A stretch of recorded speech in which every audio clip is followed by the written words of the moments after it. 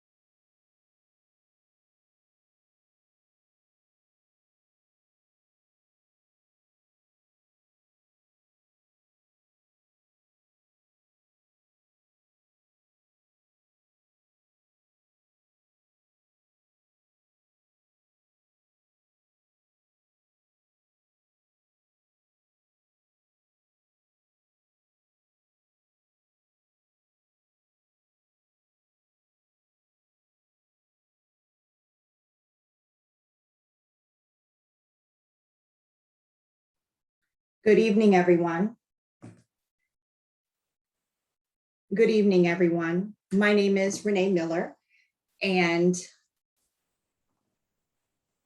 good evening, everyone. My name is Renee Miller, and I will be functioning as the facilitator for tonight's Inspire Pinecrest Community Conversation 2. Let me take this opportunity to say hello to all of the residents that again joined us for this fantastic community input opportunity.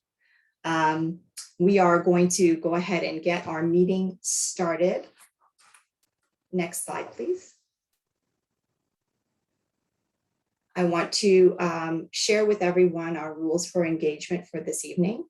And I want to let our residents know that this meeting is being recorded and that you're welcome to submit questions and comments in an email to the city at a later date. And in the event that you have any technical difficulties this evening, we'll ask you to email Walna Calixt, who is working with us this evening with ICS Group and facilitating this meeting on the technical side at the email address listed on our screen, or you can contact her by phone at 1-800-418-0524. Next slide, please. Okay, so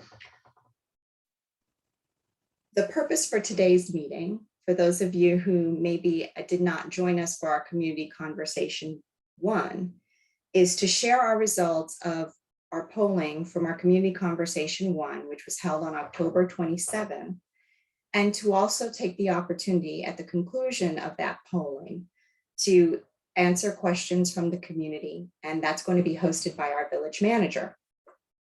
I want to share, though, that tonight's presentation of our polling results is in summary format, but residents will have this ability to access complete reports at pinecrest-fl.gov/Inspire Pinecrest.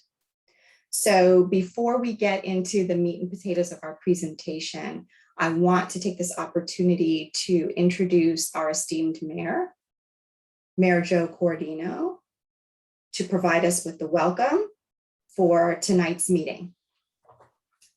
Hi, thanks, Renee. Thanks, everybody, for being here. Welcome. I want to thank our council. We have our Vice Mayor, Katie Abbott, on the line, our new Vice Mayor. We have Doug Kraft, Anna Hokemer, Shannon Del Prado, and of course, Yossi Galliano. We're here. We're glad you're here. Like I said, what we wanted to do tonight is kind of roll over what we did in the last meeting and then have some questions and answers. So hopefully we'll do that.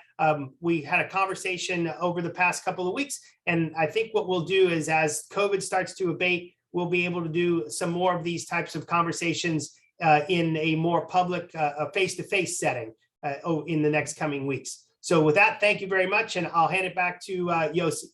Hi, everybody. So thank you again on behalf of the mayor and the rest of the council members for joining us tonight. Tonight, we will be having a open mic question and answer session towards the end of the presentation after we go over the polling results of the last meeting. Just to give everyone an overview, I'm seeing a lot of names of people that perhaps were not part of the first Inspire Pinecrest conversation. I just wanted to explain that this exercise is being done in order to take a look at our vision plan for Pinecrest Parkway. Our vision plan for the Parkway was completed in 2012, so we're nearing 10 years from the time that we initially took a look at that corridor and made some recommendations from charrettes and community group meetings that we held back then.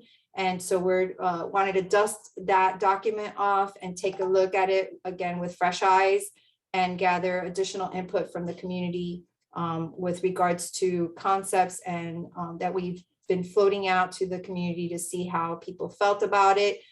So you'll see as we go through the polling questions for the people that did attend at the last meeting. At various times, we had as much as 112 people, around 115 people joining us at the last meeting. But as the mayor said, we're going to keep doing town hall meetings, perhaps a couple more Zoom meetings. We'll just try to have hopefully about 4 more of these meetings before we start formulating recommendations from staff to council that then will be put up and discussed at public meetings, where obviously people will also have an opportunity to come and speak for or against any of those recommendations. So without further ado, I'm going to turn the mic back to Renee. I'm going to shut my video off, and then Renee will go over the polling questions. Great, thank you, Yossi. Welcome. Next slide, please. So joining me today is Alex David, who is the Director of Planning at Calvin Giordano and Associates. Alex is working with the city team to update the land use plan for Pinecrest Parkway. Next slide, please. Before I discuss the polling results of Community Conversation 1, I want to take a minute to share some background with the group, especially for those residents who might not have been able to join us for the first conversation. The goal of the community conversations for the US One Vision Plan is to first share information with the community, and then to obtain resident feedback from that information. Our end result, our end goal is to take that resident feedback and garner some key takeaways that will ultimately inform the updated vision plan for Pinecrest Parkway. Next slide, please. Community Conversation 1, along the lines of those goals, was broken up into 2 parts. Part 1, we shared background data. And during that discussion with the community, we had several presentations meant to give us a little bit of history of how we got to where we are today on the Parkway. But we also heard about factors that will impact the way in which the Parkway will develop into the future. Alex David shared with us the 2012 Vision Plan recommendations, but also shared with us bus rapid transit plans and smart plans for the US One corridor. We heard from Kevin Crowder, who gave us an economic and market analysis for the village to help us understand how that market might impact investment in the future.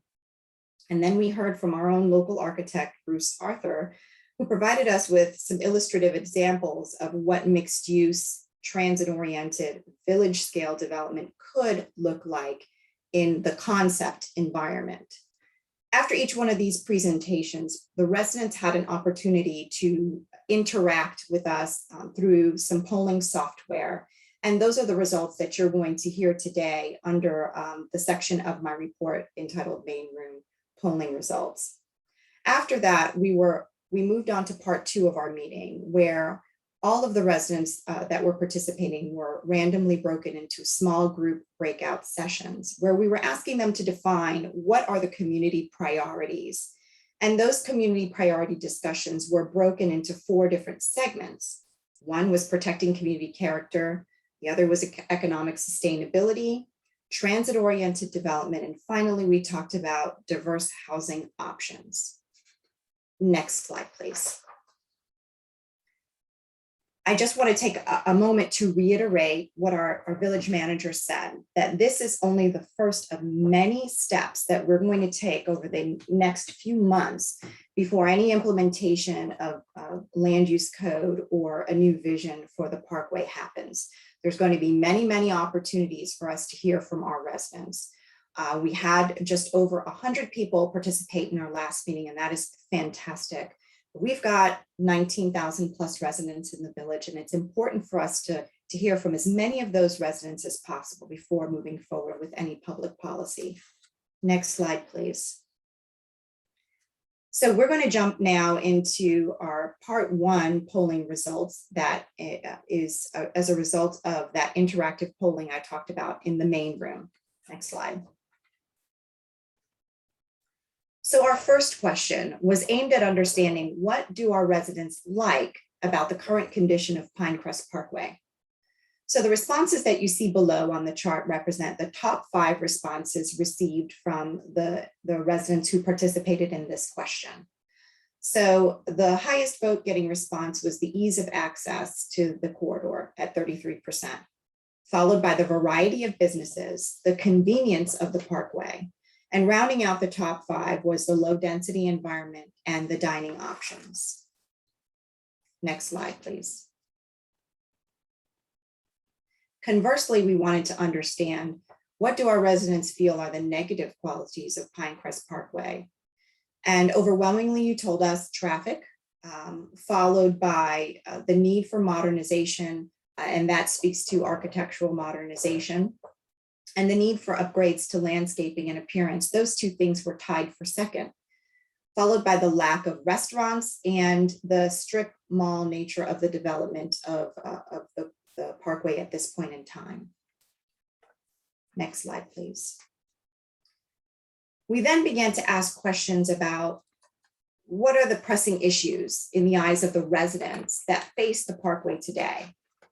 And you said top of the list was traffic, followed by too much density, empty businesses, decay, and walkability. And these are themes that we're going to hear over and over in some of the responses this evening. Next slide, please. We then wanted to understand, okay, we understand the challenges that have been presented, but if you were to make changes, what changes would you make to improve the Parkway and make it more attractive? The highest vote getting response was trees and landscaping, followed by, again, connectivity and walkability, limiting development, walkability and biking, and outdoor gathering space and green space. Next slide, please. The next group of questions that we asked were centered around transportation. And we wanted to begin to understand, how do our residents engage or relate to transportation modes in the village? And in this question, we asked you to please tell us, what were your primary modes of transportation? So this is a question in which residents were able to provide more than one response, which is why you'll see that the percentages do not add up to 100. So of the 76 people who chose to answer this question, 99 of us said overwhelmingly the car is our #1 mode of transportation, followed by walking, bike riding. Coming in 4th is demand or ride share services, rail, and are only 1% of the individuals who responded to this question said that they utilize the bus system. Next question, please. So understanding that, we wanted to kind of dig a little deeper and understand, how often do our residents use public transportation? Of those ones that said, yeah, I use it sometimes. How often do you use it while you're in Miami? And we excluded services like Freebie. Well, of the 81 people who answered this question, 56% of them said, I never use public transportation in Miami. So 56% or 45 people said never. 26 people said less than a few times per year. 10% or 8 people said that they use it monthly. And 2% or 2 people said weekly. We had no respondents say that they have a daily relationship with public transportation. Next slide, please.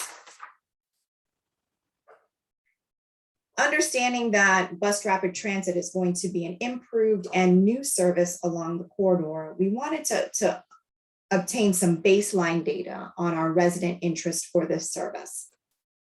We believe that this is going to become a very interesting data point to measure through our citizen survey processes in future years.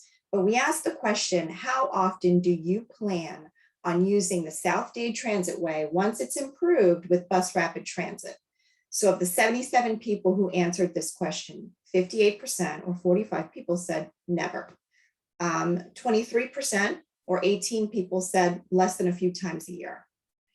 5% said monthly, 5% said weekly, and still no movement on our residents engaging in public transportation daily. Next slide, please. So, a general rule in transportation planning is that if there is a perceived or real hazard, it's going to impact negatively a resident's desire to engage in public transit. So we know that US 1 is a very busy roadway, and we wanted to understand what kind of pedestrian access would our residents like to see across US 1. So we asked the question, if pedestrian access is provided to connect any of the future mixed-use development with BRT stations on the west side of US 1, how would you prefer to engage in that pedestrian access? Is it a pedestrian bridge, crosswalk, or tunnel? Well, 78% of the 76 people who answered this question said pedestrian bridge. 12% or 9 people said an underground tunnel, and 11% chose traditional crosswalk. Next slide, please. Then we moved on to understanding our residents as consumers and how they interact with the Parkway in terms of the power of their dollar. We want to not just understand how our residents function as consumers, but also understand what was the impact of COVID on how you function as consumers along the Parkway. So we asked the question, before COVID, how often did you shop for commercial and goods and services outside of Pinecrest? Well, of the 71 people who responded to this question, 82% of them said, we shop for goods and services outside of Pinecrest sometimes and or all the time. And only 18% of our residents said, we rarely leave Pinecrest to shop for goods and services. Next question, next slide, please. We asked the same question as it relates to dining before COVID. And as you can see here, of the 71 people who answered this question, 90% of our residents said that they dined outside of Pinecrest either sometimes or all the time. And only 10% of our residents said that they rarely had to leave Pinecrest to find the dining options that they desired. Next slide, please. So next, we wanted to ask the question about the pandemic and how has it changed your commute to work? So we see here from the 71 people who answered this question that it's very close to a 50-50, but 52% of the respondents said, yes, it changed, and 48% said, no, it did not. Next question, please. So we wanted to ask that same question about the pandemic and how it changed your shopping patterns. And we see here that the pandemic has in fact changed our relationship to shopping. 67% of the 73 people who answered this question said, yes, it's changed for me. Next question. We see that same relationship when we ask the question about dining. 74% of the people who responded to this question said, yes, the pandemic has, of course, changed the way that I dine. Next question, please. So what we really want to understand is, do you believe that after COVID, that these relationships will be permanent? And 58% of the people who responded said, no, I think after COVID, I'm going back to my old life. But not, we can't sneeze at the fact that 42% of us said, I think some of these things will stick.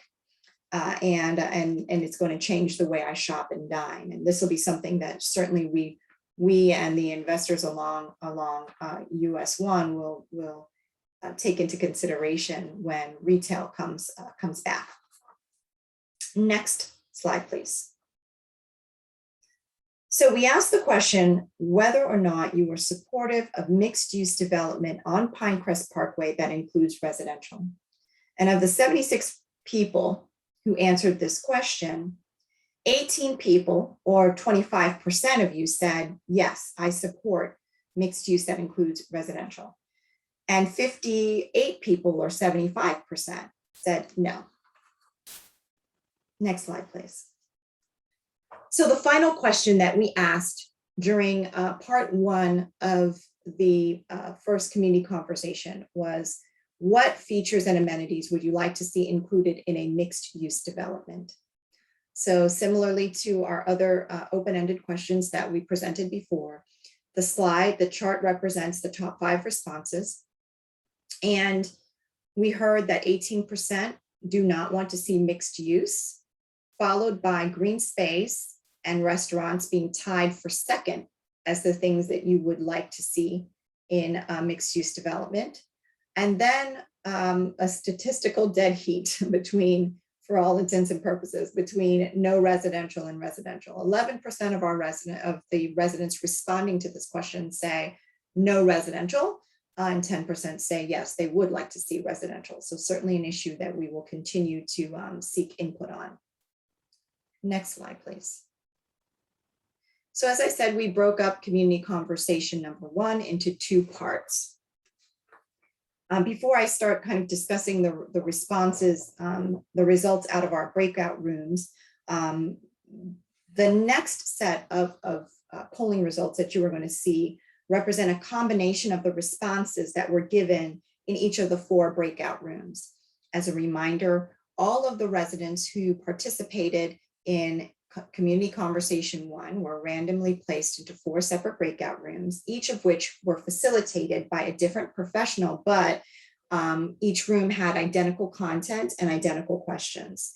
We broke that content into four categories, and that was, again, protecting community character, economic sustainability, transit-oriented development, and diverse housing options. Next question, please. Next slide, please.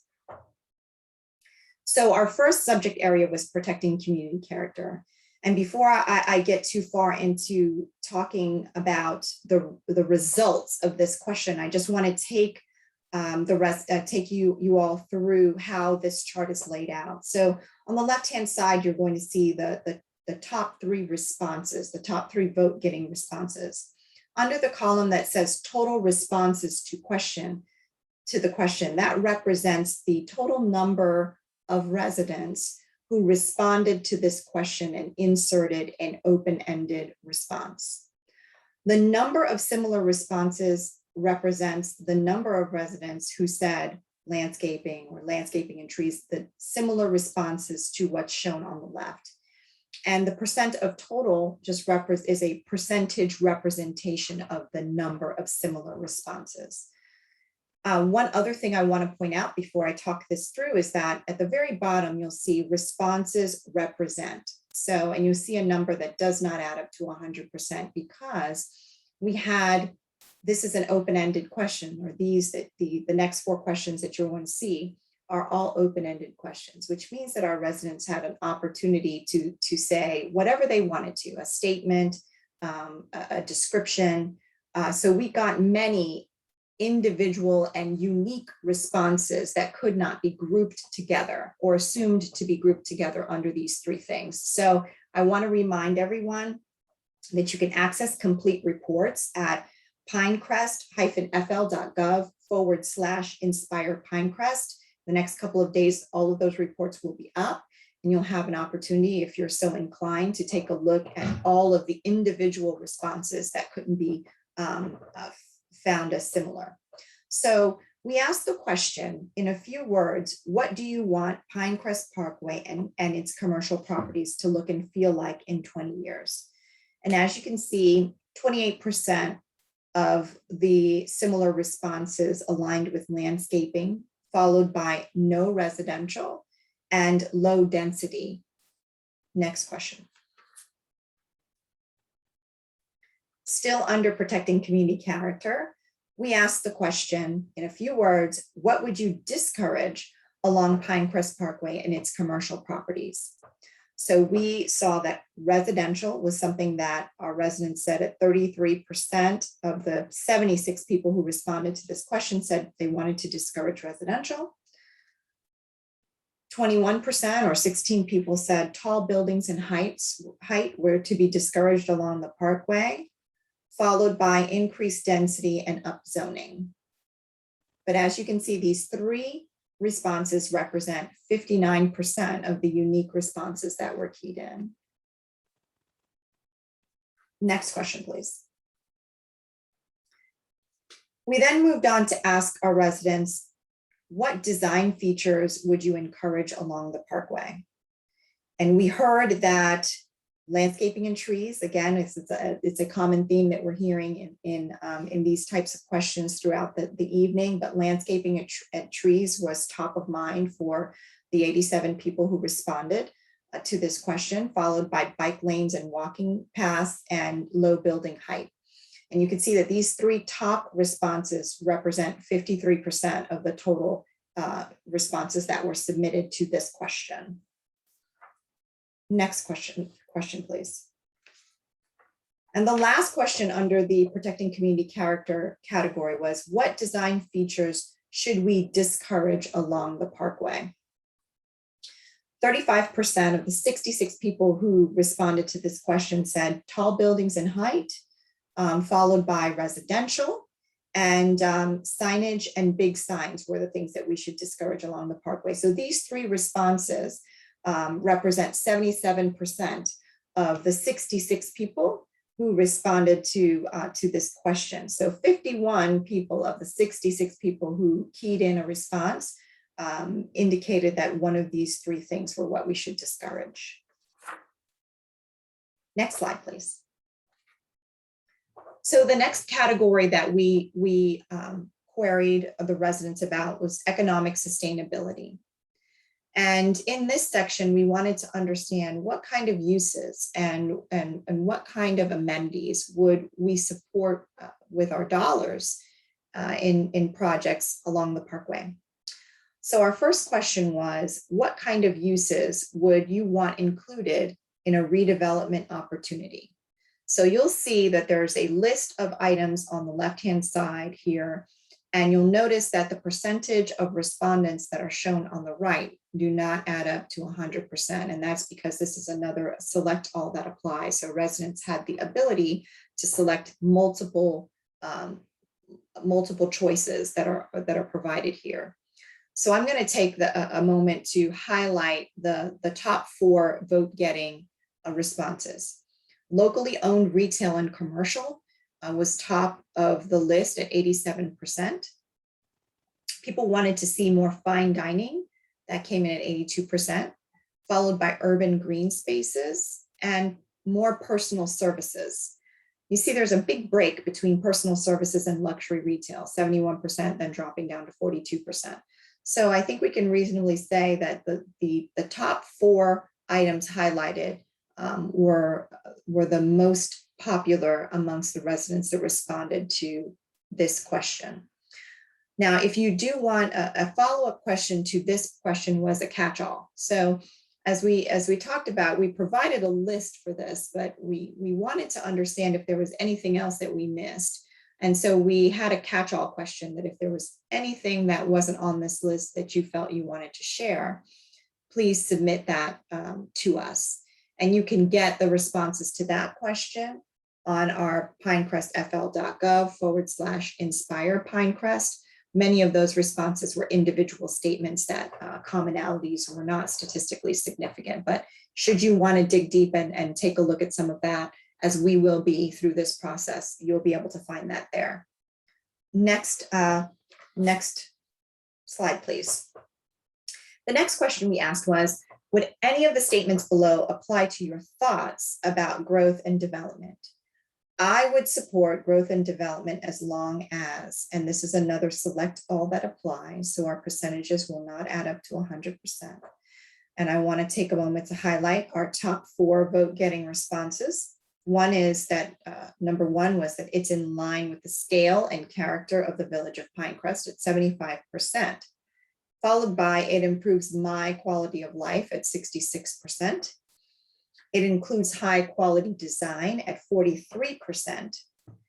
And that's tied at 43% with it increases my property values. There's a large break between 43% and the 21% behind it. So we can safely say that those first four are the strongly top vote getting responses. Similar to the last question we asked after this, some of you will remember that catch-all question. Is your statement not shown here? If so, please share. And if you want to take a look at those responses, you can refer to the website. Next slide, please. Then we moved into our transit-oriented development category. And in this section, we really wanted to understand what were our residents' visions as it relates to transit-oriented development. But we qualified it by saying specifically in the transit hub areas. So we asked the question, do any of the words below apply to your vision for transit-oriented development for the transit hub areas? This is another select all that apply. So you can see the top 3 vote-getting responses were walkability at 88%, public gathering spaces at 45%, and low-rise development, which is defined for the purposes of this question at a maximum of 4 stories at 40%. Next slide, please. We then moved on to ask the question, do any of the statements below apply to your concerns about transit-oriented development at transit hubs? We wanted to understand, okay, what was your vision for transit-oriented development, but also importantly in building solid public policy, what are the things that you're afraid of? What are the things that are concerning you? So we asked that question, and the top 3 vote-getting responses were, I do not want low quality housing at 84%, too much traffic at 80%, followed by I do not want mid-rise development. So, and for the purposes of this question is defined as a maximum of 6 stories. But I am going to point out the I do not want population growth coming in at 4th, because that does represent 60% of the respondents that responded to this question. Next slide, please. Thank you. Our last area that we asked about in the breakout sessions were diverse housing options. We wanted to get a flavor from the community about how important it was to diversify the housing offerings that we have within the village. It's no secret that the majority of the homes that we have are single family homes and single family larger homes. And do we want to engage in different housing options for young professionals and or seniors who want to age in the village? So we asked the question, currently, Pinecrest Parkway and its commercial properties lack housing options for young professionals and families to invest and grow in. And as you can see, 43% of the residents that responded to this question felt that it was somewhat or very important. And 57% felt that it was not important at all. Next slide, please. We asked the same question as it relates to housing products for aging seniors who wanted to downsize with size within the community. How important was that issue to you? 54% of our residents felt that it was either somewhat or very important. So 54 of our residents, excuse me, let me clarify, responding to this question said that it was somewhat or very important. And 47% said that it was not important at all. For this question, we had 58 responses. So for both of these questions, we had about 58 residents who provided their thoughts on these 2 issues. Next slide, please. So I'm going to remind you about the slide that I put up in the very beginning, which talked about key takeaways and how important it was for us to hear what the residents had to say in community conversation 1 and keep that data along with the other data that we're going to continue to collect over the next couple of months in a series of other meetings where we're going to try to get as many responses from our 19,000 plus residents in the village. But from this community conversation 1, the key takeaways that we found was that our community participants in conversation 1 like or want the easy access and convenience of Pinecrest Parkway. They want to retain the village feel. They want to ensure that we keep low-rise development and density standards. And we improve the architectural structures along with landscaping and increase our investments in walkability, connectivity, and bike paths. And finally, ensuring that we invest in more public gathering spaces, green space, and parks. Next slide, please. We also heard, importantly, that our residents that participated in Community Conversation 1 have concerns about residential expansion. They have concerns about mid or high-rise construction in the village. Traffic and increased population was something that we heard over and over again as a concern. Next slide, please. So that actually concludes my report of the results of the polling for Pinecrest Community Conversation 1. We're now going to move into our question and answer segment of our meeting this evening. I'm going to turn it over to our village manager. So one thing I do want as a bit of housekeeping is that everyone on our webinar today is muted. We have quite a few people who are responding. And so to be able to ensure that everyone's question is heard and we're able to move through as many questions as possible, you will be asked to please use the raise hand function that's at the bottom of your screen. So when you hover to the bottom of your screen, please use the raised hand function. You will be called on and then released to speak and be able to give your share your question, and our village manager will provide a response. With that, I will turn it over to our village manager, Yossi Galliano. Thank you, Renee. All right, so we are already seeing on the chat function people that are raising their hand. So some of the folks that are on there have participated in some of the town hall meetings that I've held in the past, virtually or in person. So the way we'll do this is we'll unmute the people in order, and then we'll answer questions. We'll ask if they have a follow-up question. We'll go ahead and answer those questions and then move on to the next person. So what we ask for in the interest of time is that we don't get into repeating a lot of stuff. So if you hear an answer or a question, somebody already asked the same question, just in the interest of time, so we can move through as many people and questions as possible, we'd appreciate that.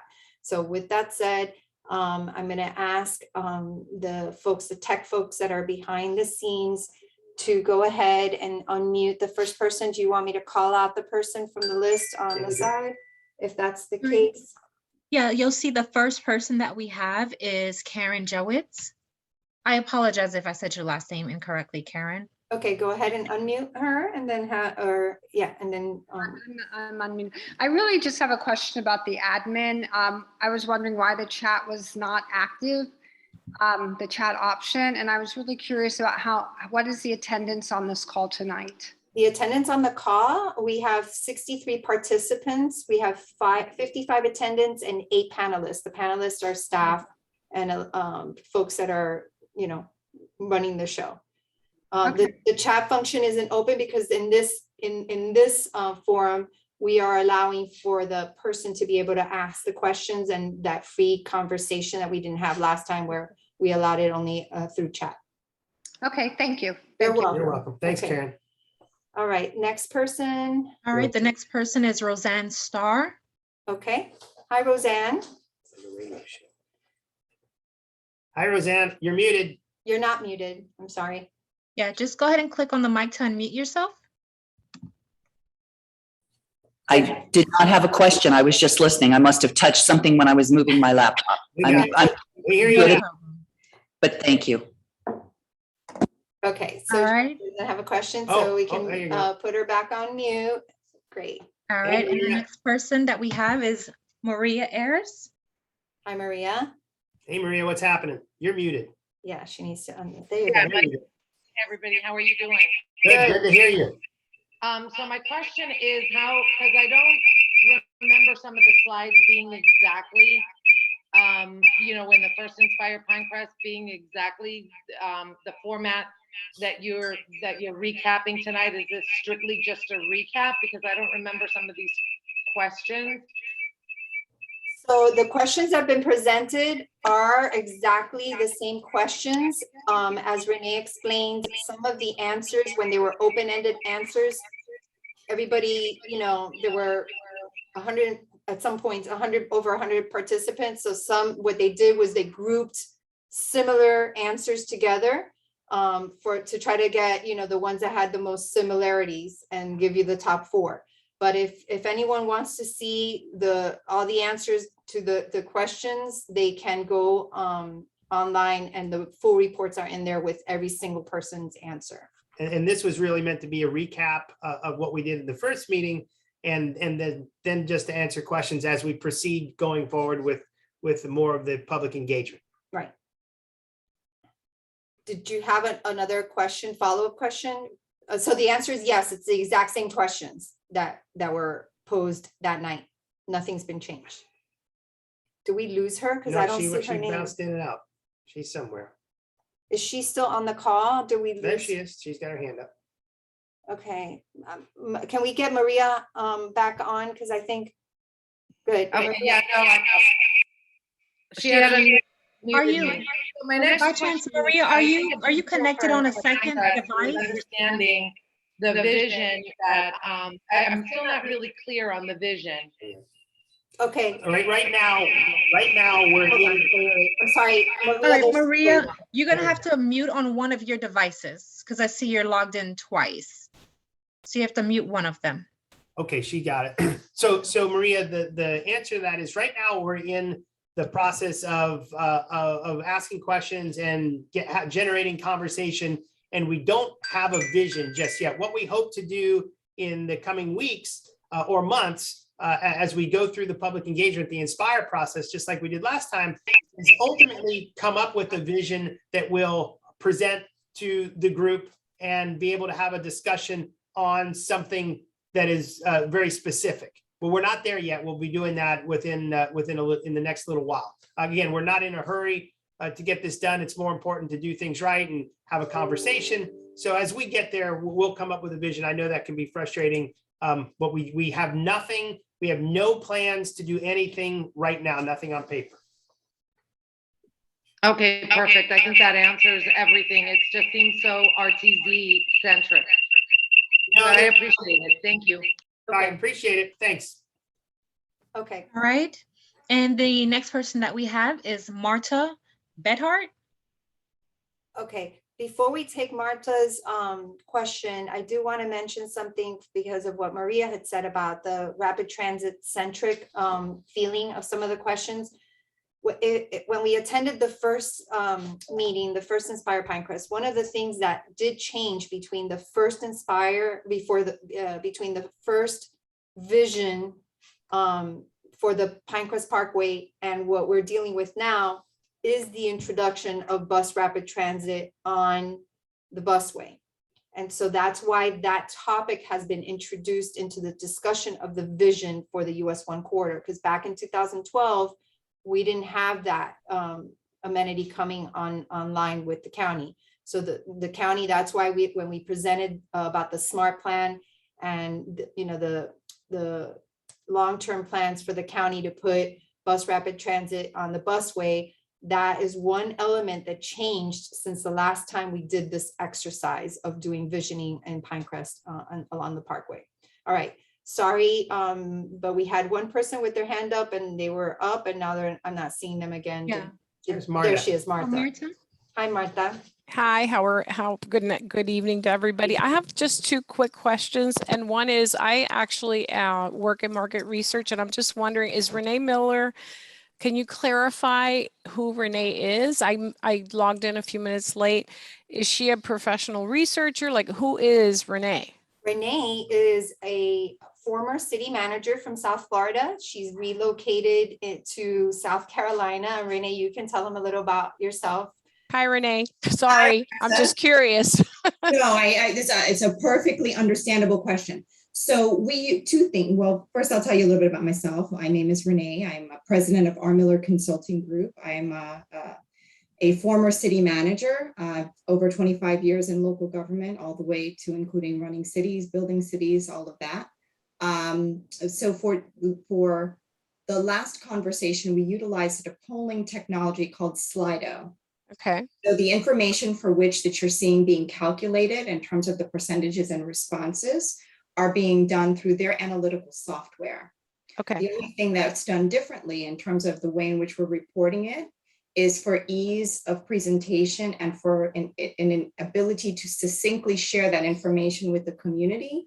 we were providing top 5 responses as opposed to raw data reporting, which would be very difficult to be able Sure. to communicate, which is why, you know, someone as yourself who might want to be in market research might want to go ahead and grab the raw data, and you would probably be able to appreciate those responses and take a look at the statements, because many of the things we asked were open-ended. Mhm. And we don't want to make the assumption that someone is giving us a similar response when it is in fact an individual separate response. Okay, and you said that was available through the Pinecrest website? Yeah, it's pinecrest-fl.gov/inspire Pinecrest. Awesome. Thank you. And my other quick question was, I'm just wondering, is this information being provided just to the residents, or is this being provided to developers as well? It's being provided to residents, to property owners along the corridor.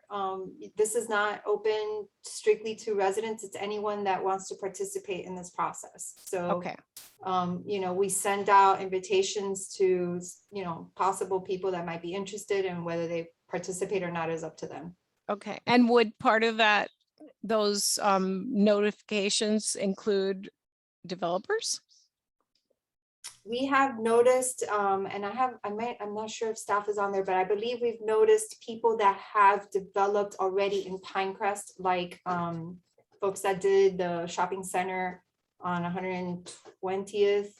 I know we sent out notifications to them about what was happening and whatnot, but it's not, I don't know that we saw too many of them participate so far Okay. anyway. So the 120th, like where the Starbucks is, the newer one? Right. Okay. Richard Wood, you know, he's owned that property. I know that we reached out to them.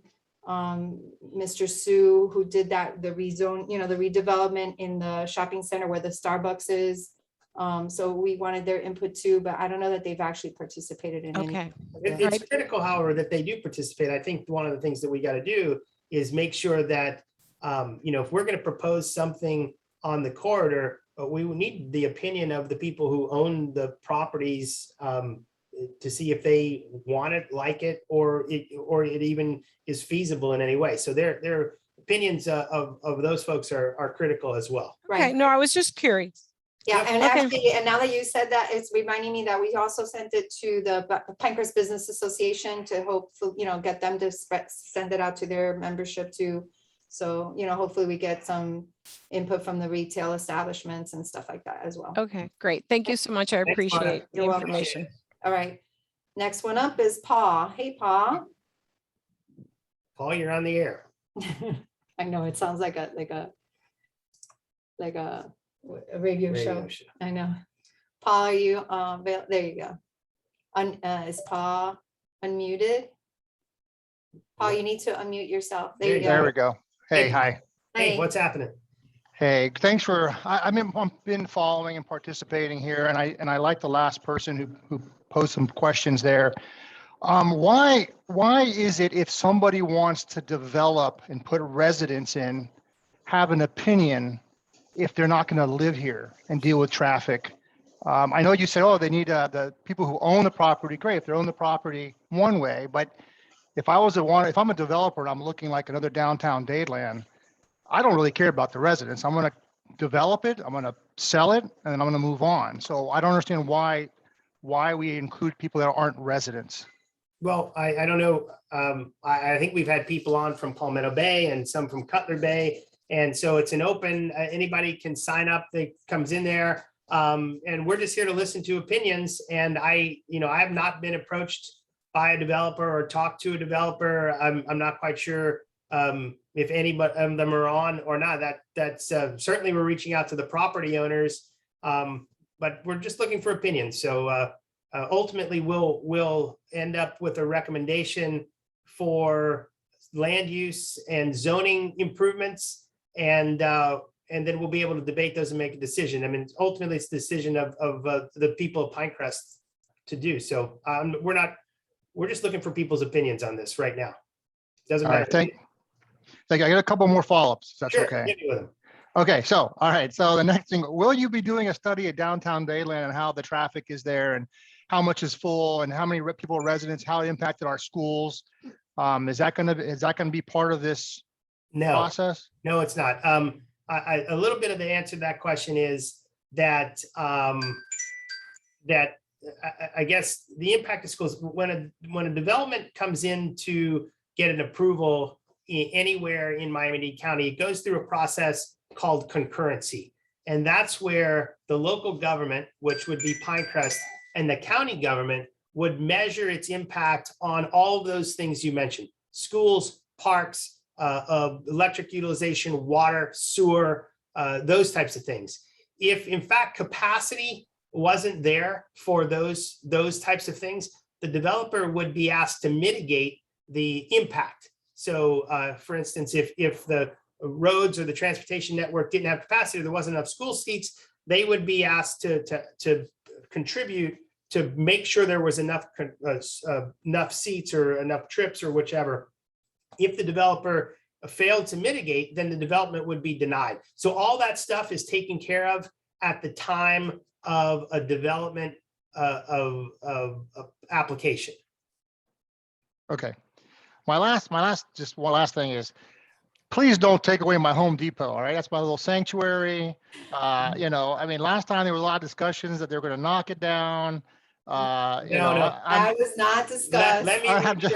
Let me reassure you, Paul, there is no, the village is not a developer. And so the village cannot tell a business that it needs to go away, and the village cannot demolish or move a operating structure on private property. So, and by the way, the village, I'm very assured of is that use, Home Depot, we don't name businesses specifically, but they have use. This is a retail use. We would not prohibit retail use in this. So there's very, very, very little chance that the village would have anything to do with Home Depot going away. That's an issue between Home Depot and the property owner. And the best of my knowledge is that Home Depot has a 99-year lease on that property, and that they are one of the most profitable Home Depots in the country. And Home Depot itself is investing in making that a quote unquote a showcase store. And I'm not exactly sure what that means, except for it's going to be one of, I think, 4 very,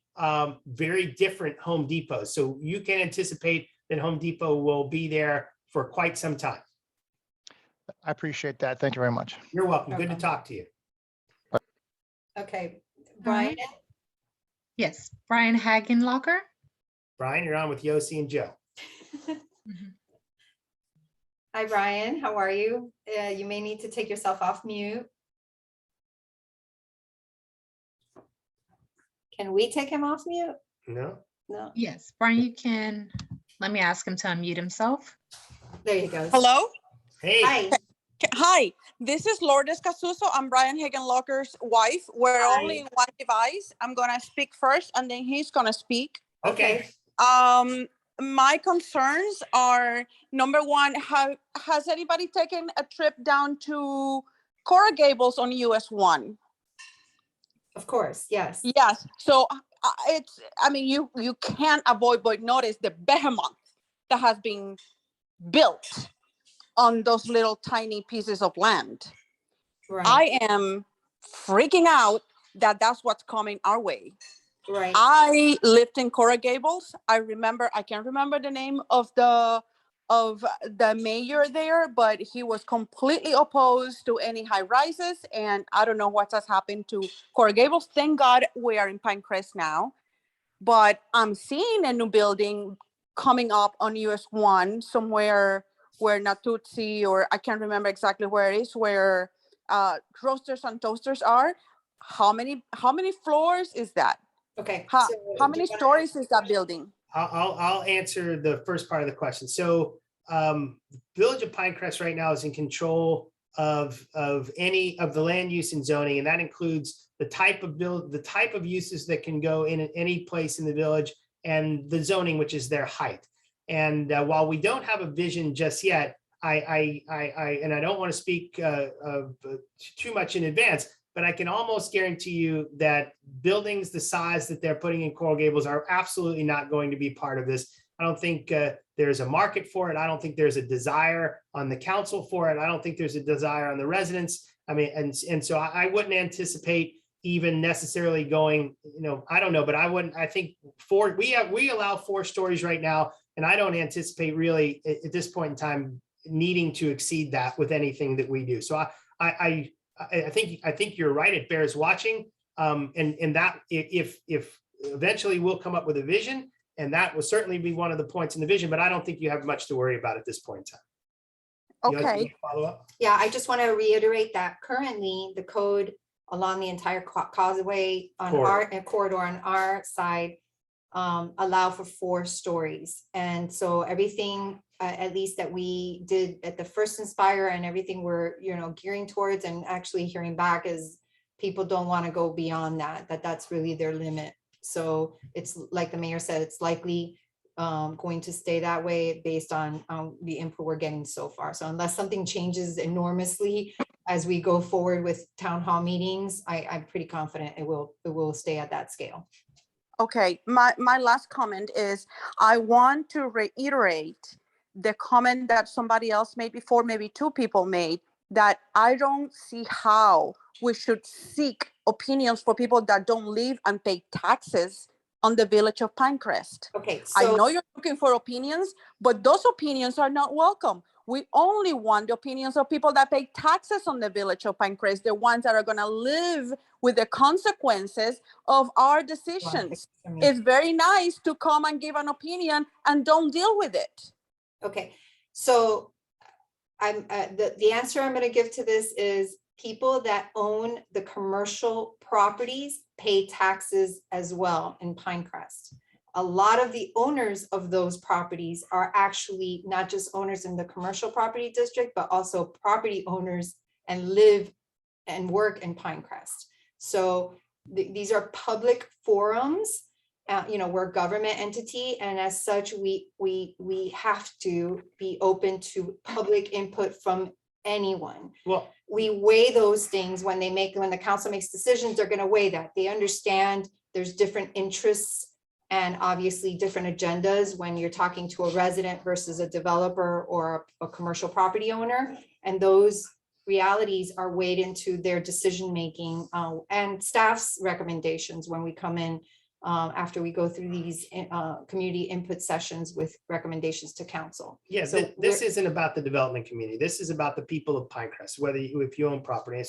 And so look, we treat our neighbors, if they own property on the US 1 corridor, then we treat them like you own property on anywhere in the neighborhoods, and they pay taxes and they have an equal right to contribute to the conversation. Right. And so that's what we're doing. I mean, we're not soliciting developer input. It's not like we did an RFP to go out to the development. We have no interest in hearing much from anybody that doesn't live, work, or pay taxes in Pinecrest. That's what this is about. And if you look at the slide that's on the screen right now, it talks about preserving and enhancing US 1.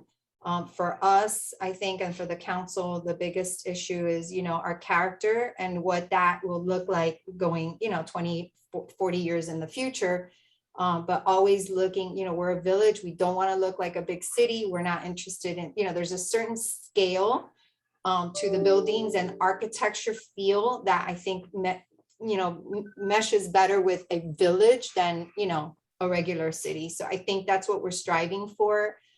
Even as potentially new development comes in, into the area, we would always push for something that feels like village and is, protecting that character.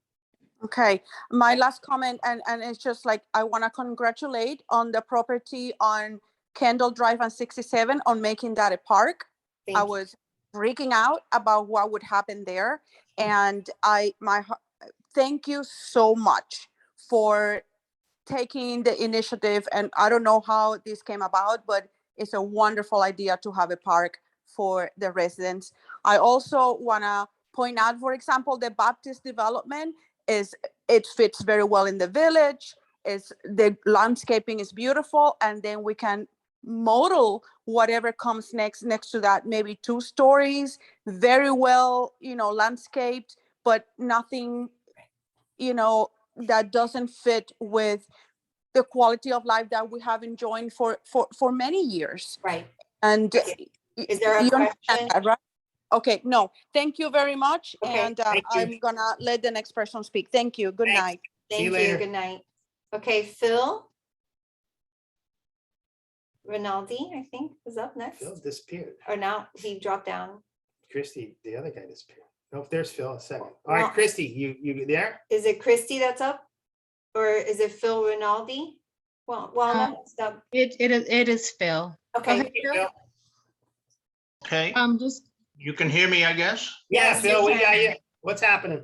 Okay, unfortunately, couldn't participate in the first round, but had a few observations and a couple questions. okay, One, I guess, is an observation that obviously you're aware of and we all have to consider, is that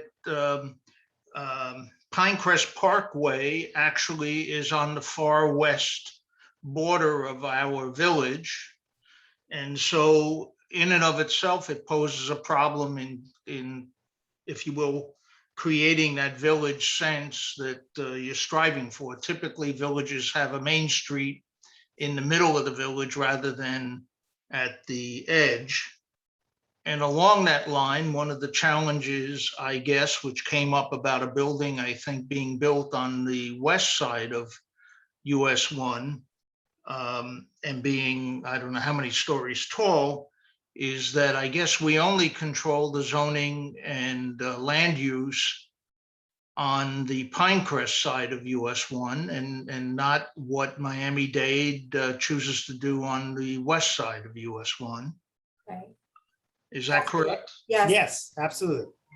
Okay, so while we can't address it in this study, I guess one of the challenges we would face is how to influence any decisions being made by Miami-Dade County for the use of the west side of US 1 all along Pinecrest Parkway, including how they want to integrate the busway into a more mass transit residential corridor.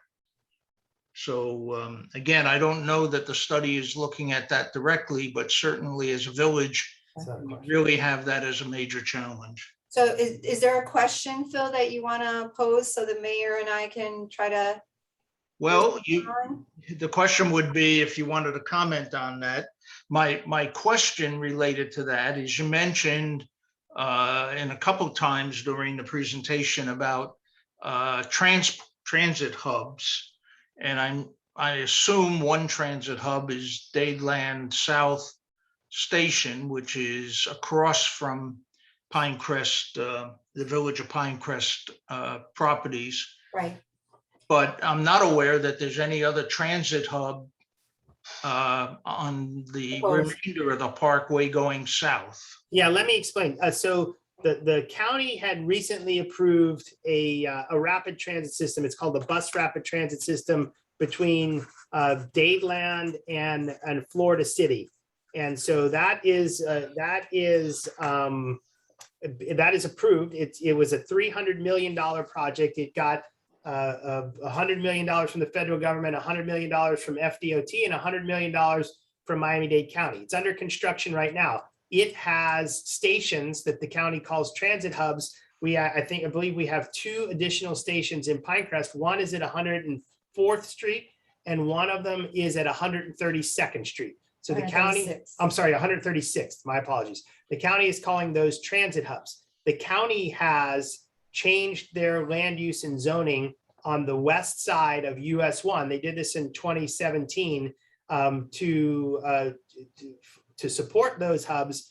And they've changed it on the west side of the corridor. They have some densities of like 60 units an acre in between the stations and 150 unit an acre at the stations. So that's what's happening with transit on the corridor and the issue you brought up at the Miami-Dade County.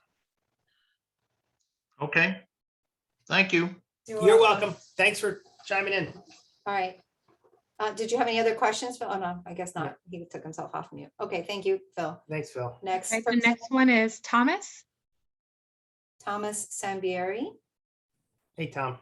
Good evening, everybody. Hi, We're very happy to have moved to Pinecrest about 4 years ago. We have always wanted to live here, and we're really happy that we got to make the move. We came from West Miami, where they did a very similar thing to some of these proposals of the mixed use and the 6-story build out. On 67th, I know. What's that? You're right. On 67th, yeah, I drove by there the other day, I saw that. So we were against it, but understood that it's relative and relevant to increasing the tax base and improving our community as a whole. But it does block out the sun eventually. If you're too close, you now are staring at a 6-story building. Right. I went over there and visited some former neighbors, and apparently the crime has gone up as well. So I'm sure that's going to be part of the study to develop, but I mean, is this being addressed beforehand somehow, or at least part of the conversation to at least increase our police force if we're not? Obviously, any increases, any zoning changes or land use changes always come with an analysis of staffing and those types of things. And we do that every year in Pinecrest. And so, yeah, yes, we're always addressing that, and we always will address it. If we see we need more of anything in the village, we make sure that we provide it. So that's an ongoing issue that we do here.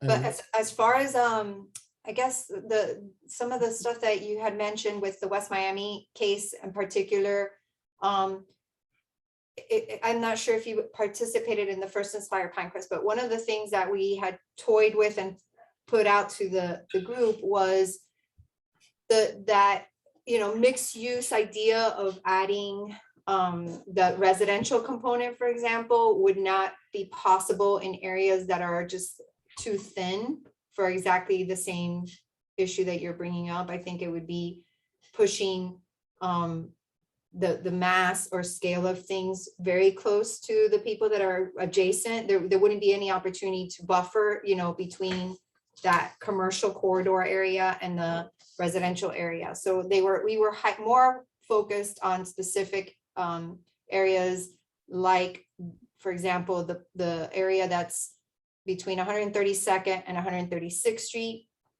which is a lot deeper. Those lots are a lot deeper. And the original vision plan of the village, which we would likely keep some of the components that are part of that vision plan, called for buffers between those commercial buildings and the residential. So it would actually, let's suppose that there would be a redevelopment, a developer coming in here and wanting to redevelop a property that was deep enough to accommodate this type of new development concept. You would likely see the bigger buildings go up closer to the actual Parkway, and then scale down as you got closer to the residential properties in the back, so that it wouldn't be as imposing.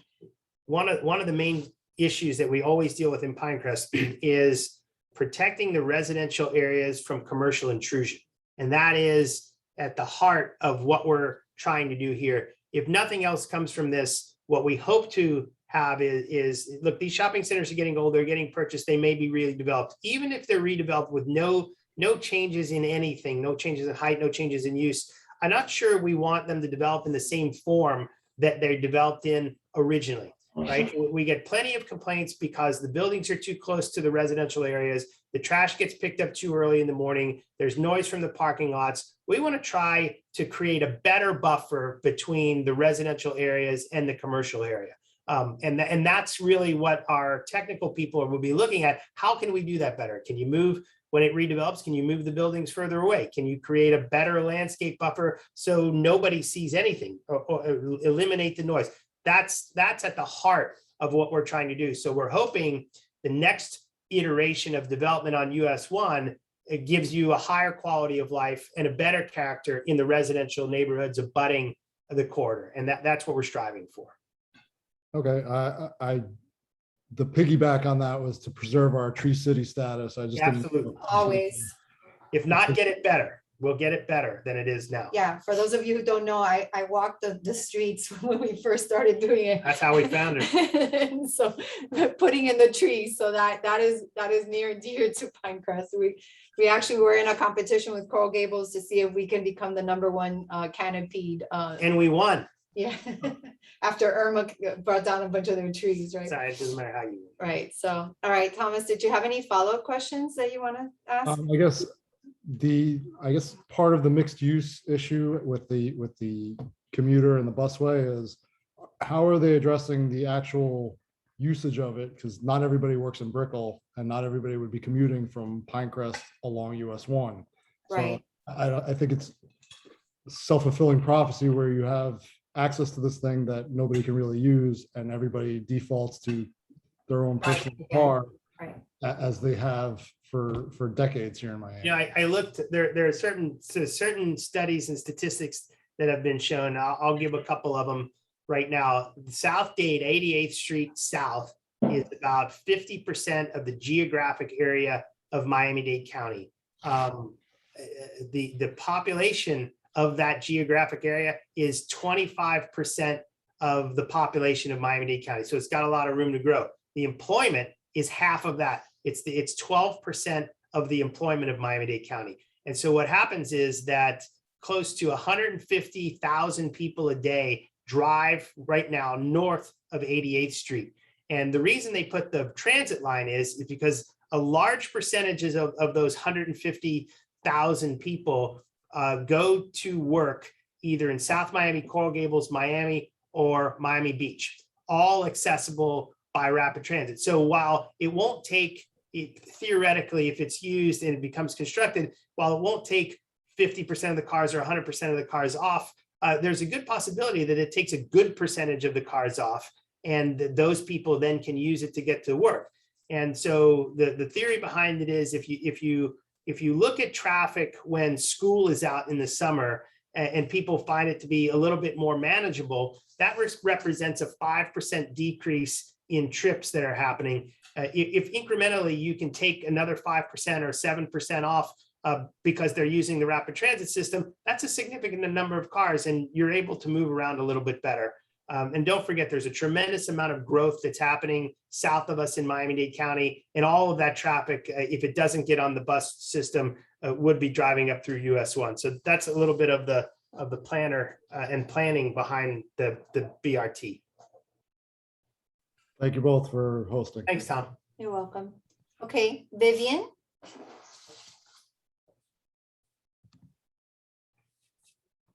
Hey, thanks for hosting. And so I've got a quick question follow-up from Paul and Maria in the beginning.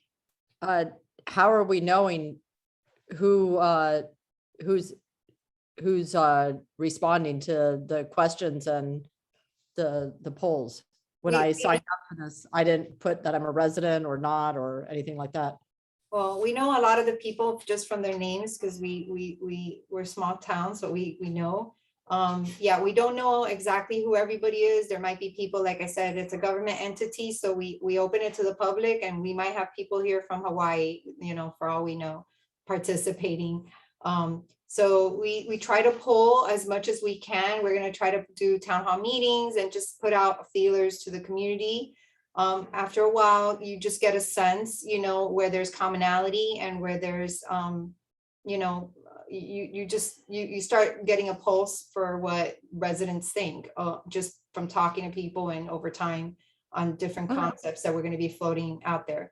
So, we'll get a sense of it. It's not going to happen overnight. It will take, a month or two of our, doing the junket and going and doing, town hall meetings or going to homeowners associations and gathering input through emails and however people want to communicate with us. And then hopefully that'll start pointing us in a direction. And this isn't scientific or binding. It's just for us to get a feel as a community for what we like and what we don't like. And so when we start to develop a vision, that we start from a more educated position other than developing the vision first without asking any questions. And it's not like we're getting gangbusters response on this. This is our second meeting.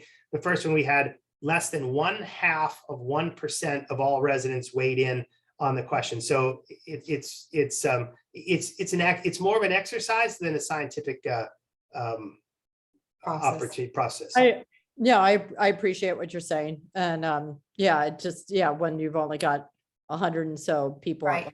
she So- said out of 19,000, that makes a difference. Right, Or, we just keep asking the questions and just keep listening, and then, we'll get there. We'll get there eventually. But I mean, the alternative is that some communities will develop a set of plans without having gone through the exercise at all.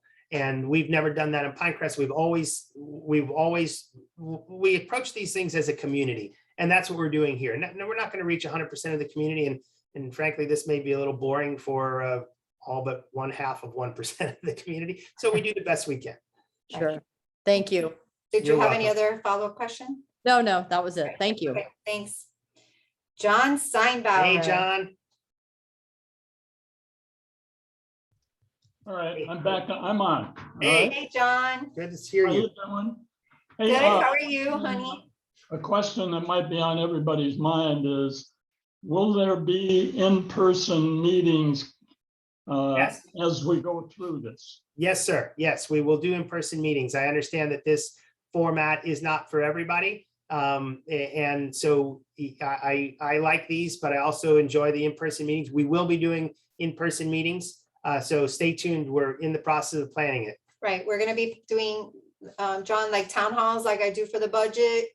I'm looking to see if we do, small meetings so that people can spread out. If people want, like Pinecrest, I know Pinecrest by the Sea has a homeowners association. We'll go and talk to that group, or we can host stuff at Pinecrest Gardens. So we'll be putting that out. I know we're coming into the holidays, so we'll try to have some in earlier December, and then, obviously follow up with more in January after the holiday season. John, what I'm thinking about is that I think it might be best after a few rounds of what we're doing here and some of the meetings in early December, then we'll start to form a draft vision and then do those things in person in January. Just so, what I'm learning is that people really want something specific to talk about. We just don't have it right now. We showed some pictures in the first plan to get people to think, but I think people are wanting to see something more specific. So we're working on that right now. Good. Second comment I wanted to make is on the commercial input to this situation. And the one thing we all ought to remember is that we are the voters, the residents are the voters, and we have a way of kind of putting the fear in our council members about their upcoming election.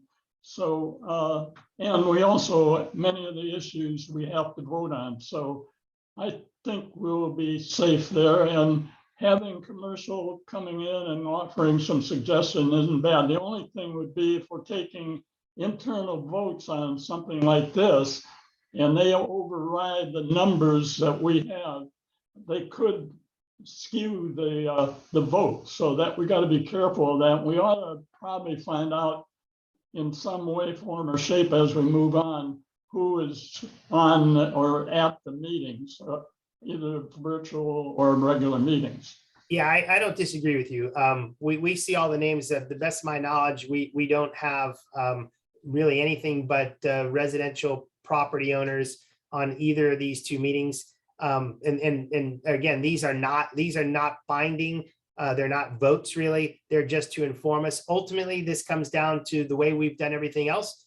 There'll be a proposal. It will get vetted within the community in workshops when everybody's had their say in the community, right? We will then put it on a city council agenda for a public hearing. And ultimately, if it's a good enough idea, it will get voted in. If it's a bad enough idea, it will get voted down. If it's that bad of an idea, it will never make the council agenda in the first place. And that's what these processes are about, to make sure that this may be a terrible idea and it'll never make a council agenda. So Right. that's what we're here for. When it goes to public hearing, John, you'll remember everybody has to get up and say who they are, where they live. Like, so we'll definitely have an idea when it comes down to actually, discussing solid recommendations, which we don't have right now, we'll know exactly who's talking and who's giving opinions on what. So, Yeah, all face to face. right. And that'll be all done at public hearings, right? The other thing I want to just caution a little bit on is,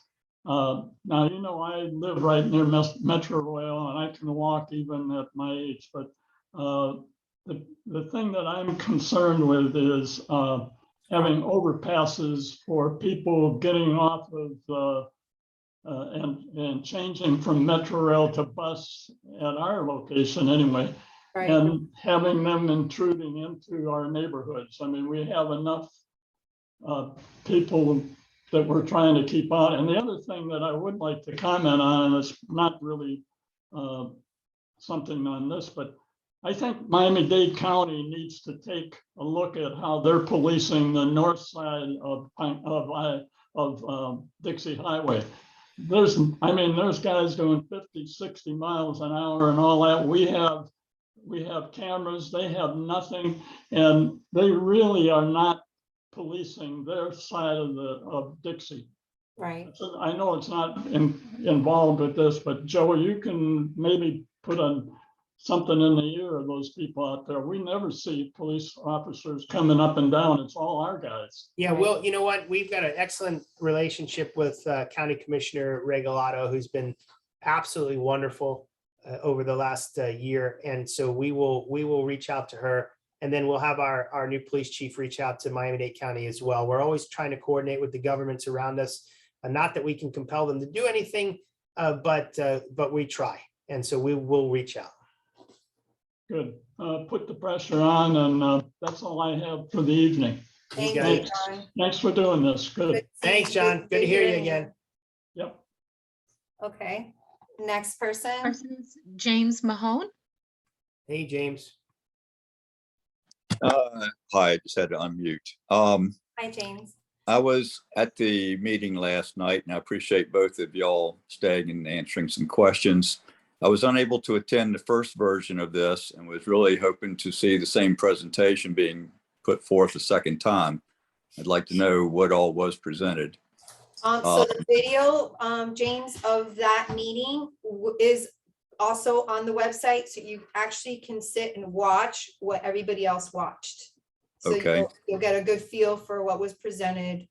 And if you want to, we can even give you a copy of the presentation so that you can go through it. It's a public record. So, But we will not be able to express any votes or opinions in tonight's presentation. This is just a recap of the first one. a recap of the first one, but You can tell us what you like and don't like. That's right, fine. what you can do is the questions that were posed in the polling are also on that online on our website, and you can send me, take a look at those questions, answer the questions for yourself, and send them to my email or to the council email.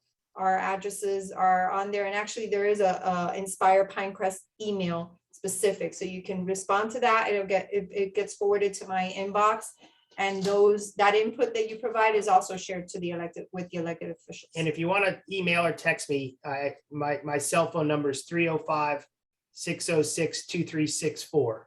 Yes, So- I copied that down last night. Just make sure you can, anytime you have a question and concern, just let me know. We can talk about it, or you just tell me what you Okay. like and you don't like. We're here for you. So there'll be other opportunities because that poll will be up, and then if you can take it and send us your input on the questions or any concerns that as you read through it. All right. I would like to say that while it is nice to have ideas from people outside of our village, that this is our village and it should be the residents, the voters, who ultimately decide what's going to happen. Yeah, absolutely. That's Not exactly. those in Cutler Bay or Homestead or South Miami. Right. 100%. That's exactly what's going to happen, right? I mean, we can't stop them from joining these Zooms, but certainly this is a Pinecrest issue, and the village of Pinecrest will decide it. Okay, well, I mean, that's great, but if it's open to people answering questions, and then these questions are somewhat influencing decisions, then we are allowing outside input. Yeah, there's no way around that, unfortunately, because we're a government entity. We know the difference. We'll be able to weed it out as we get there. Right. I promise you. All that. right. Thank Okay. you both. You're welcome. Thanks, James. Good to talk to you again. Okay, the next Hi. person is Laura Mcnaughton. Yes. Hey, Laura.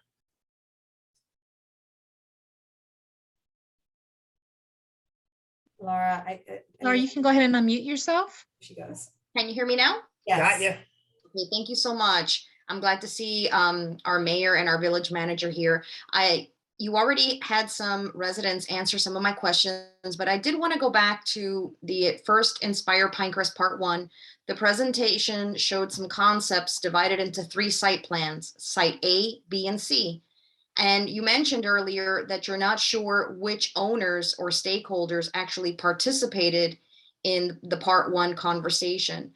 But can you tell us if the owners of the property on Site A, so meaning the property on Home Depot, the Macy's property, and the public property, did any of those stakeholders participate in Part 1? Not to my knowledge. Not to my knowledge. I don't believe that they were part of it.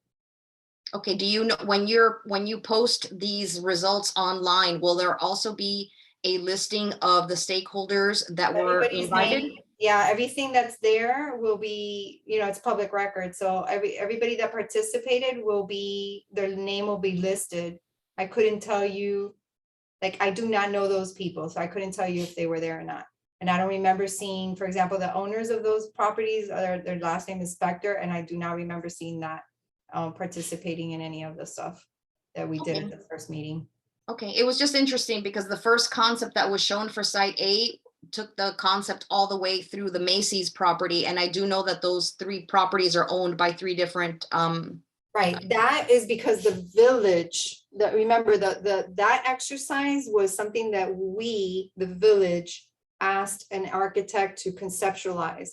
And based on the depth of those 3 properties, the possibility of a future development that takes and consolidates the 3 properties potentially or not would potentially give that kind of development. And it was more to spur conversation about, if that's something the residents would be interested in seeing happen in Pinecrest.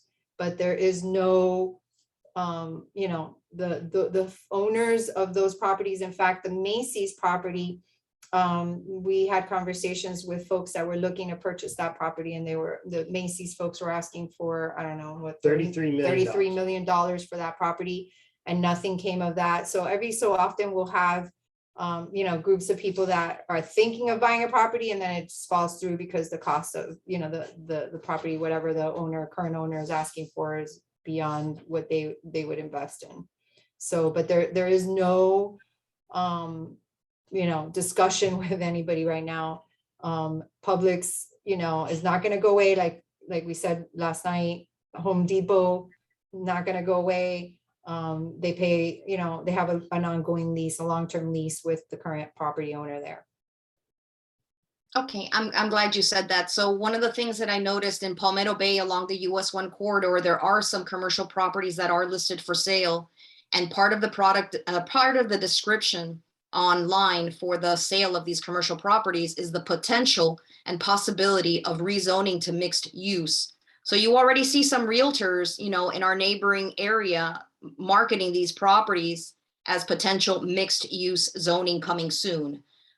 So that's why I was curious if the design was because there had been an interest in consolidating those 3 lots or not. So no, it was strictly because obviously, we from a staff's perspective, we're looking, and from even the first vision plan, the residents have always wanted to see some kind of city, village center.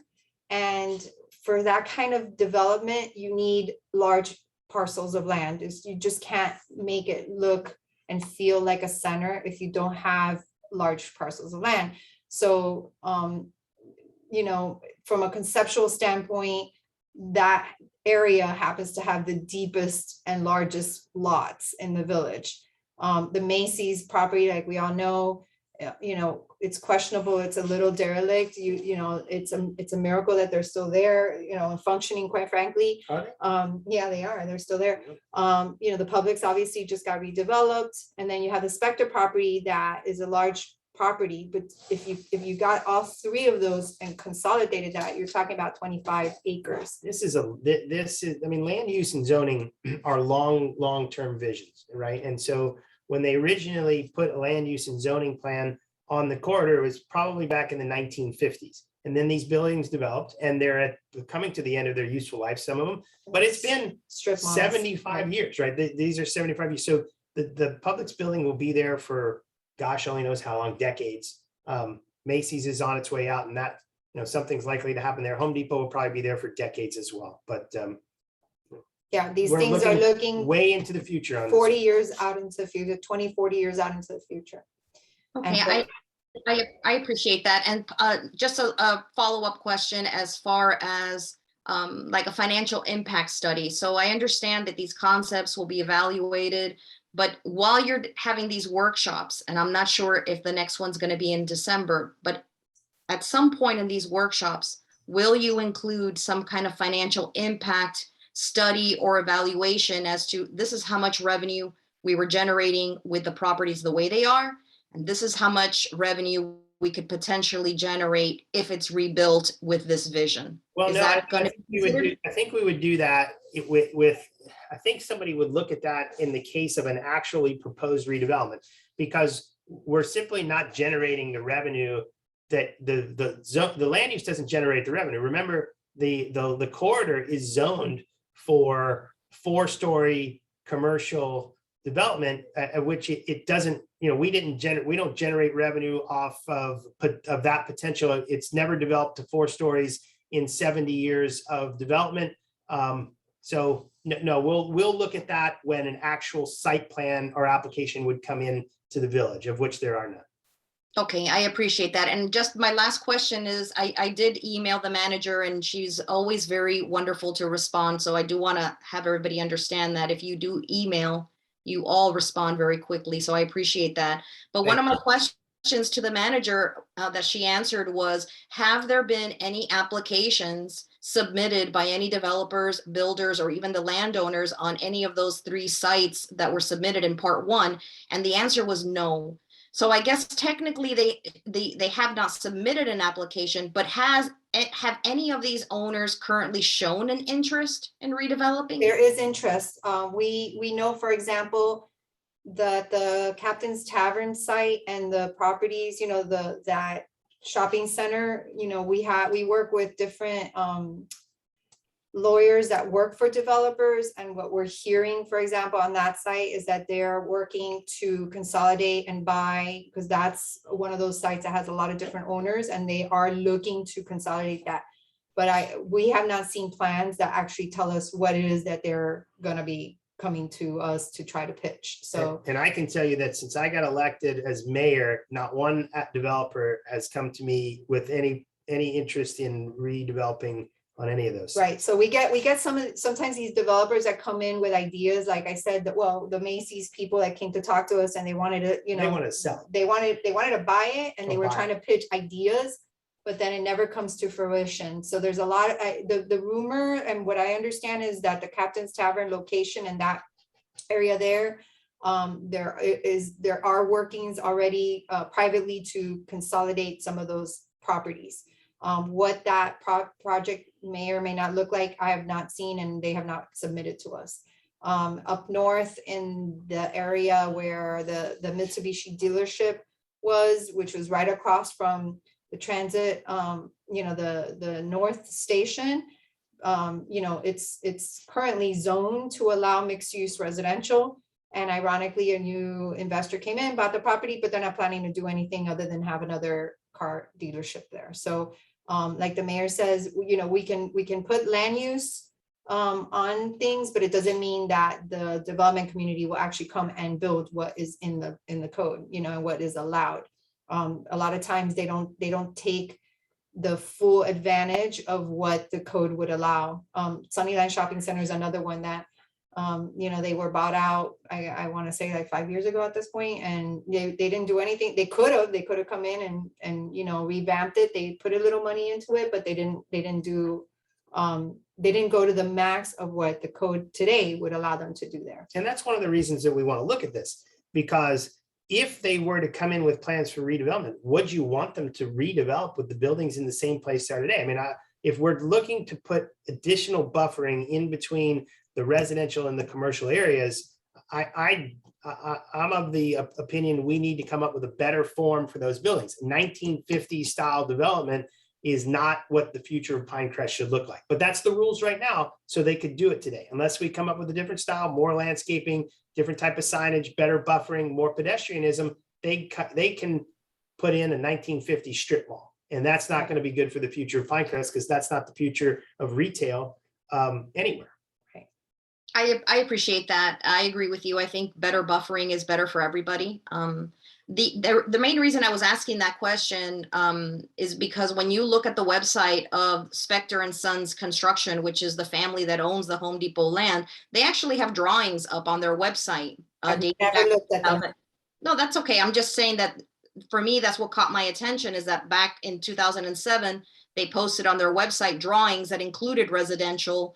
And we're talking way back, because the drawing even includes the Fleming's restaurant that used to be there. So I think that was my question, because it seems like there is an interest in that property. There's to always add interest. Yeah, every property owner, commercial property owner, at one point or another in the course of the years has come, because these buildings do, they are getting down to their, the final years of their useful life, which is what happened with like Richard Woods and that shopping center. And so they all ultimately have to look at their facilities, and they may have these plans that, that they float out, and they come in, meet with staff, get feedback from staff.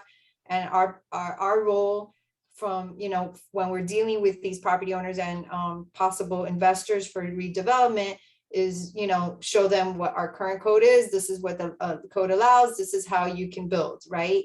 And to the mayor's point, if we don't want these buildings to look exactly the same and sit in exactly the same location and basically function the same way, then we need to address and change things so that they are more walkable, so that, it promotes more outdoor restaurant uses or more, open gathering spaces, like things that we can find commonality in and agreement in. We would want to build that into our code somehow.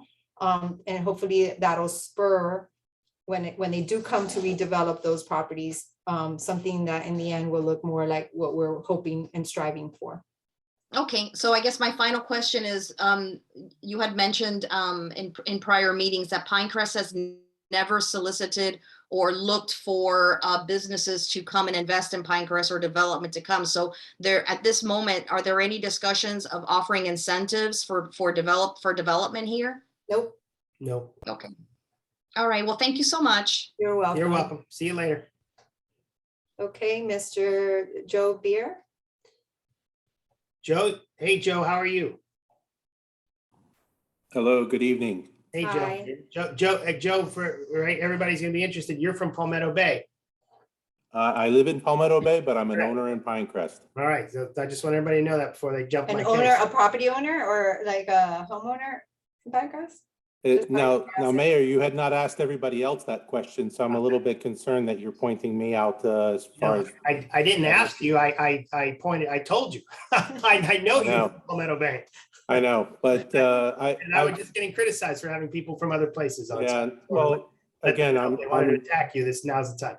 No, there's no attack. We're all neighbors, and I appreciate what you all are doing, and Madam Mayor, Madam Manager, thank you for putting this session together. You're welcome. My concern follows previous resident John. I forget how to pronounce his last name, but he mentioned about voting and that whole issue. If there's a residential component that is being considered for the US 1 corridor, the commercial corridor, would that change the demographic of voting within the village? Would a transient, say a rental resident, have the same voting capability as a homeowner that owns an estate home within the village? And that's my first question. All citizens in the United States have the same voting rights. Okay, so in effect, if a developer, or if, you know, the proverbial toothpaste is squeezed out of the toothpaste container and upzone of property to mixed use residential, could there be a potential shift in the dynamic of who controls the village of Pinecrest from the estate? You know, there's 18,000 single family homes. And then, you know, if you have buildings, even if they're 4-story, but you have hundreds of units within a very, you know, finite spot, could the property owners and those renters in effect take control of the village of Pinecrest and who they want to see in office and controlling the village? No, Joe. The population of Pinecrest it shifts year to year. There are a significant numbers of renters in town in the duplex areas. There's a significant numbers of renters in town in the estate density areas. We don't track renters. I don't think you have anything to worry about. No, I doubt anybody's going to come in and take control and wrest the village of Pinecrest away from its citizens. We're in good shape. Well, that was one of my concerns, and you know, I am in multifamily management, and I know how easy it is to send out communications from a cell phone these days, that you can reach a lot of people very, very quickly. And if there's something that a commercial property owner or mixed use property owner, if that's being considered, wanted to see, you know, in their area, which is the west side of the village, then they could be very influential towards the entire village, in my opinion. So that's one concern that I have. I think we all need to work together on this because, you know, although I do live on 84th Avenue right in Palmetto Bay, I'm only a few houses in off of 136th Street. So, you know, anything that would happen on the Specter property would be of concern to me and to my neighbors. And when I came to speak in the village chamber that one evening about I think it's 164 single family homes adjacent to what is planned to be the 136 transit hub, is there an effort to reach out to those folks that are immediately adjacent to these properties to get their feedback? You know, there's been 115 people on the first session. I was one of them. There's about 55 on this one from what you've said. Yeah, we're reaching out to everybody in Pinecrest to make sure that they have the opportunity to participate. Right. Yeah, we sent out postcards to every single property. We're going to be putting stuff in the Sun that goes to every single residence. Right. You know, we put out, you know, signs, you know, throughout the village, electronic signs telling them about these town hall, you know, inspire Pinecrest conversations. So we, you know, obviously our goal is to get as much input and engagement from, especially the people actually that are going to be most impacted, which are going to be right along. And we're sending postcards out to everybody. Right? We are sending postcards to every 6,000 to every single property. So, you know, what we know just from the past is, you know, typically there is a lot of, in our case, in our village, they do have a lot of trust, thankfully, in our village. And so, you know, we benefit from that, but it's also because we do go out of our way to engage people like this. So I think that helps. Yeah, we're in no hurry. So the process that we typically go through is, you know, a big open process like this to start to form ideas. And if we wanted to make a recommendation, that recommendation is based on these types of meetings. And then we typically start to, it's like an upside down pyramid. We'll start with one-on-one meetings or small group meetings or homeowners associations or different neighborhoods. You know, there's a bunch of folks in here that will be interested. And, you know, we'll go to their neighborhood. We'll have coffee with them. We'll explain our proposal if they're interested, or they'll come to us, or whatever the thing is. Once we feel that we've got a common set of facts and everybody kind of understands the proposal the way it's intended, right? Then we start to modify the thing and we get it to a place where it's right. Once everybody's had their say, and we keep it out of the voting meeting. We don't bring it to the city council meeting to be voted on until everybody's had their say and we're ready. And then then we'll put it on a public hearing agenda, and then we'll do a vote for the first reading. And then if it passes, we'll do the vote for the second reading. So we're in no hurry. The important part of what we do in Pinecrest is how we do it. And we're doing it by including as many people who care to participate. And when they're done participating, if it's still a good idea, we'll move it forward. If not, we'll let it go. So we try not to shortcut anything. We have all the time in the world. And so we'll take advantage of it. Joe, I just want to mention, because I don't know if you were part of the first Inspire Pinecrest, but I was. No, you mean the one years ago? No, this one that we just did. For the people that are maybe on the call that don't know this, so the US 1 corridor and our code also already provides for residential mixed use development in some areas along the corridor. They just haven't been built yet. Some of them are there.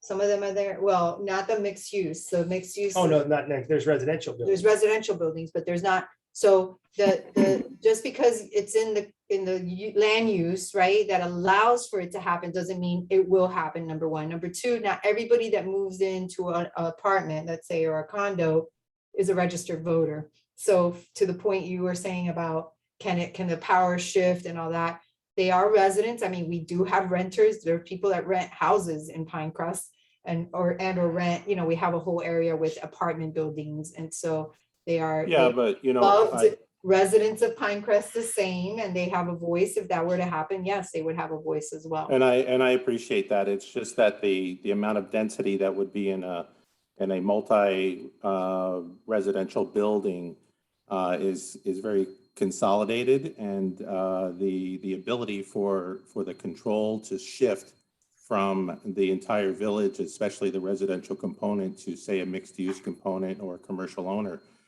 is of concern to me, and I do see that having the ability to happen. The other concern I have is the density that the mayor mentioned that the county has already approved for west of the US 1. Right.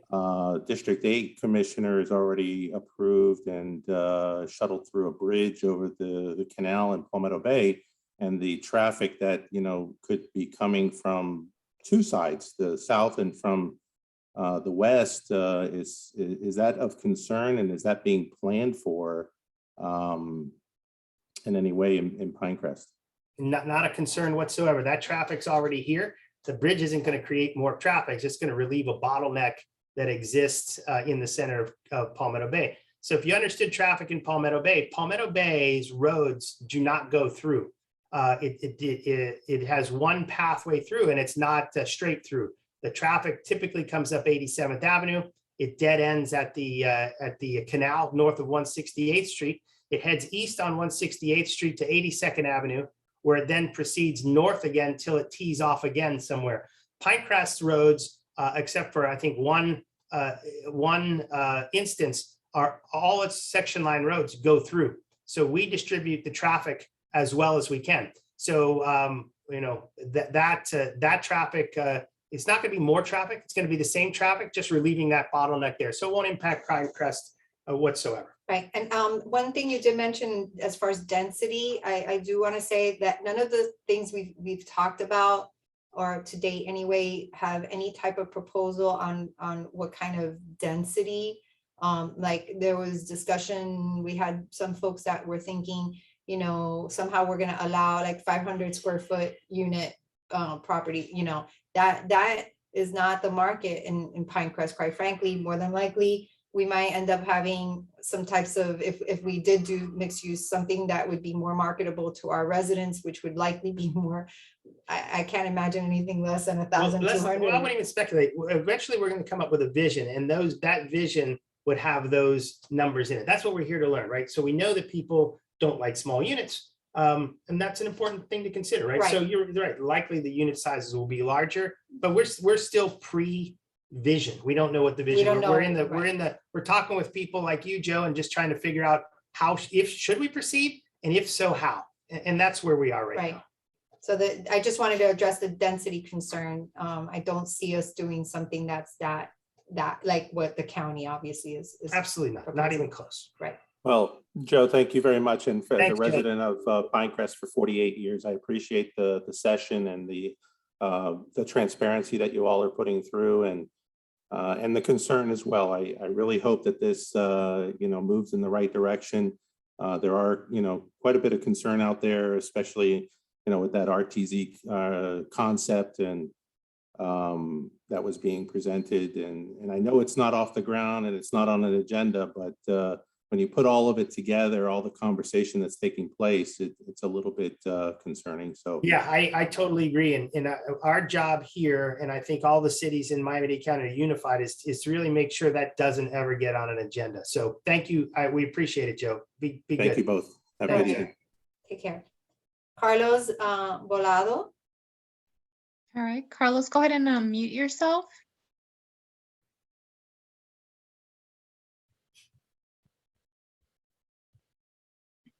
Carlos, can you unmute yourself? Maybe we need to unmute him. Can we unmute him? Yeah, I sent him request to unmute himself. There he goes. There he goes. Hey, Carlos. Hi, Carlos, can you hear us?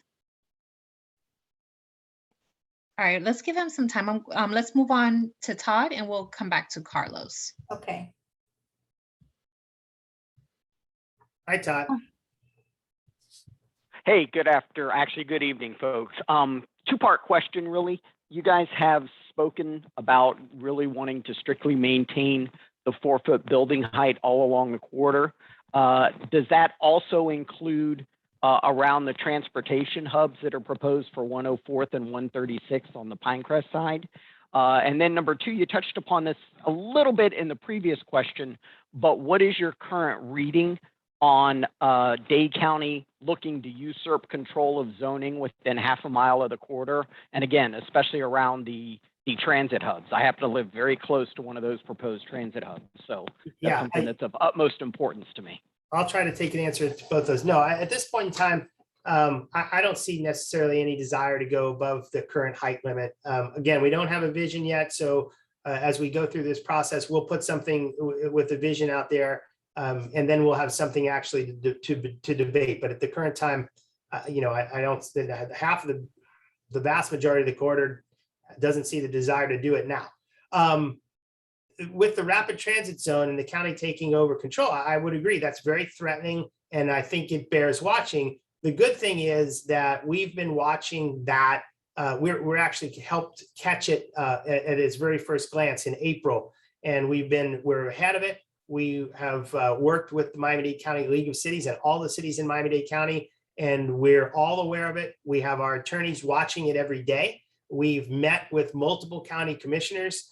We've met with the author of it. They've all been very gracious to us. Many people have committed that they don't have the desire to take our control away. But Commissioner Gilbert, who's authored the potential legislation, has suggested that he wants to do something and he wants to do it sooner rather than later. So we're watching it. Before it gets to a county commission agenda, it will have to be referred to a county committee. And after it goes to a committee, it'll pass out of the committee into the agenda. So it can't surprise us by necessarily appearing next Tuesday on a county commission agenda. So again, we're watching it on behalf of all the citizens in Pinecrest. I know Palmetto Bay is watching it, Cutler Bay, South Miami, we're all watching it. And we're all working very hard to make sure that it never becomes a reality. Great, thank you very much. You're welcome. Thank you, Todd.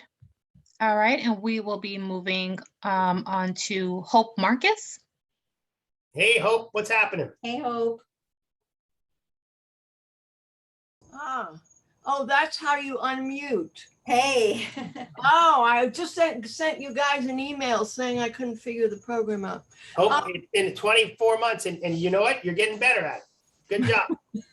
Well, listen, thank you guys. I really thank you for doing this. I had thought I heard last time that 98th Street and US 1 was going to be developed. You didn't mention it tonight. You mentioned 104th and 136th. What are the plans at 98th and US 1? So what I mentioned earlier is that as much as I know, there are discussions with the property owners currently that are trying to consolidate those properties where the Captain's Tavern. No, I'm talking about the west side where there was supposed to be a transit hub. Oh, no, that is not one of the county's future transit hubs. The only ones that they have proposed as part of the SMART plan, the bus rapid transit for the South Day corridor are on 104th and on 136th Street. Okay, well then what was gonna happen to the Kentucky Fried Chicken and the car cleaning place? No idea. No Yeah, I don't idea. know. That's- Last I heard, there was gonna be an 8-story building there. I don't know, I guess I misheard. Well, remember the zoning on the other side of the highway is definitely a lot higher than what we have on our side. So the Have you heard county. of any plans to develop those, the KFC and the? We don't, we don't that's know. not our jurisdiction. We have not even, I don't think we've even been asked about it. So Yeah. typically the county, if the county were to receive an application, they would, If by right they can build it, they don't even ask don't for our even solicit. input. Right. so I don't know Okay. what, I don't I think that the land use around there is probably 250 units an acre. Right. With a 25-story height limit. I'm not quite sure what they have proposed there because we haven't seen it. Right. Okay, a second question, thank you. Nobody seems to be concerned about the flooding. And it's already, I'm curious as to know how many more houses are gonna go behind me that floods. And as I go through the neighborhood, people's garage sales, hello, how are you? Their lawns are all flooding already. And that doesn't seem to be any action on that. Okay, so although that's not part of the Pinecrest Parkway discussion, I will, for the purposes of educating the folks that are on the call, that the infrastructure bill from Congress that is currently being hashed out will be bringing down a lot of funding that could be used for stormwater drainage. The village has about $43 million worth of stormwater drainage needs, and we will be tapping into those funds as quickly as possible to start as many Thank you, projects. Yossi. What is going to be done behind me specifically? There are 2 more houses going up. That is private property, Hope, and because it's And private it's property, okay the to village- flood our neighborhood. You can't, I understand you've got money for infrastructure and that's great. But can you connect to the canal so there's somewhere for the water to go? Unfortunately, no, the Durham does not allow us to do that, Hope. And you know, we've had this conversation and I don't want to cut you off, but I want to stay on the topic for Pinecrest Parkway. And as always, you know how to reach us, but Is there, sure, and I appreciate that. Is there any consideration for sea rise along Pinecrest Parkway? I mean, we have I think I gave Joe a plan from somebody who died, who was a planner at FIU. And it said by the year 2050, we would all be seriously or feeling the effect of this. I'm wondering, is there? Pinecrest, we our code does accommodate higher finished floor elevations in anticipation of sea level rise. So we've adopted a stricter code in Pinecrest. So assuming that any redevelopment occurs throughout the village, regardless of whether it's in the corridor or the parkway rather, or the or residential, that would have to be addressed when they come in with plans. Okay, well, thank you guys for hosting this. Thanks, So Hope. appreciate it. Good to talk to you again. Thank you, guys. See you Bye. later. Okay, it looks like we have 3 more folks with questions. We're gonna cut off the questions at Laura, who has, I guess, the last hand up, and then we're gonna call it a night. So right. Roseanne, Yes, Roseanne, I know you raised your hand earlier and it was an error, so you'll let us know. and I think there was somebody else that I guess wasn't able to get on. But, well, we've just added 2 more people, but I'm sorry, we're gonna cut it off at Laura. Not do Charles. That'd be fun. You're good? Yeah, Yeah, we didn't get Charles earlier. getting past 8 o'clock. Okay, that's fine. All right, Roseanne, go ahead. I believe I'm unmuted. You can hear me? Yes, we Gotcha. can. Yes, we can. First of all, thank you both for your time again. I was at the meeting last night in person. what I have to say is very similar to what many people have commented on, Paul, Phil, John, and that is regarding who has input. And obviously, this is not strictly just a vote, but I think something that Joe pointed out, we are all neighbors, and I have a lot of friends on the other side of the highway. They're not Pinecrest residents, neither are technically my friends in Palmetto Bay, but you speak to any resident, any homeowner, nobody's really in favor of this high density potential if the county were to take over. No private resident really wants it. And I think we as a larger community do need to consider our neighbors. Yes, I live in Pinecrest. Yes, this is a Pinecrest meeting, but we all will suffer the negative consequences if the county just takes everything over.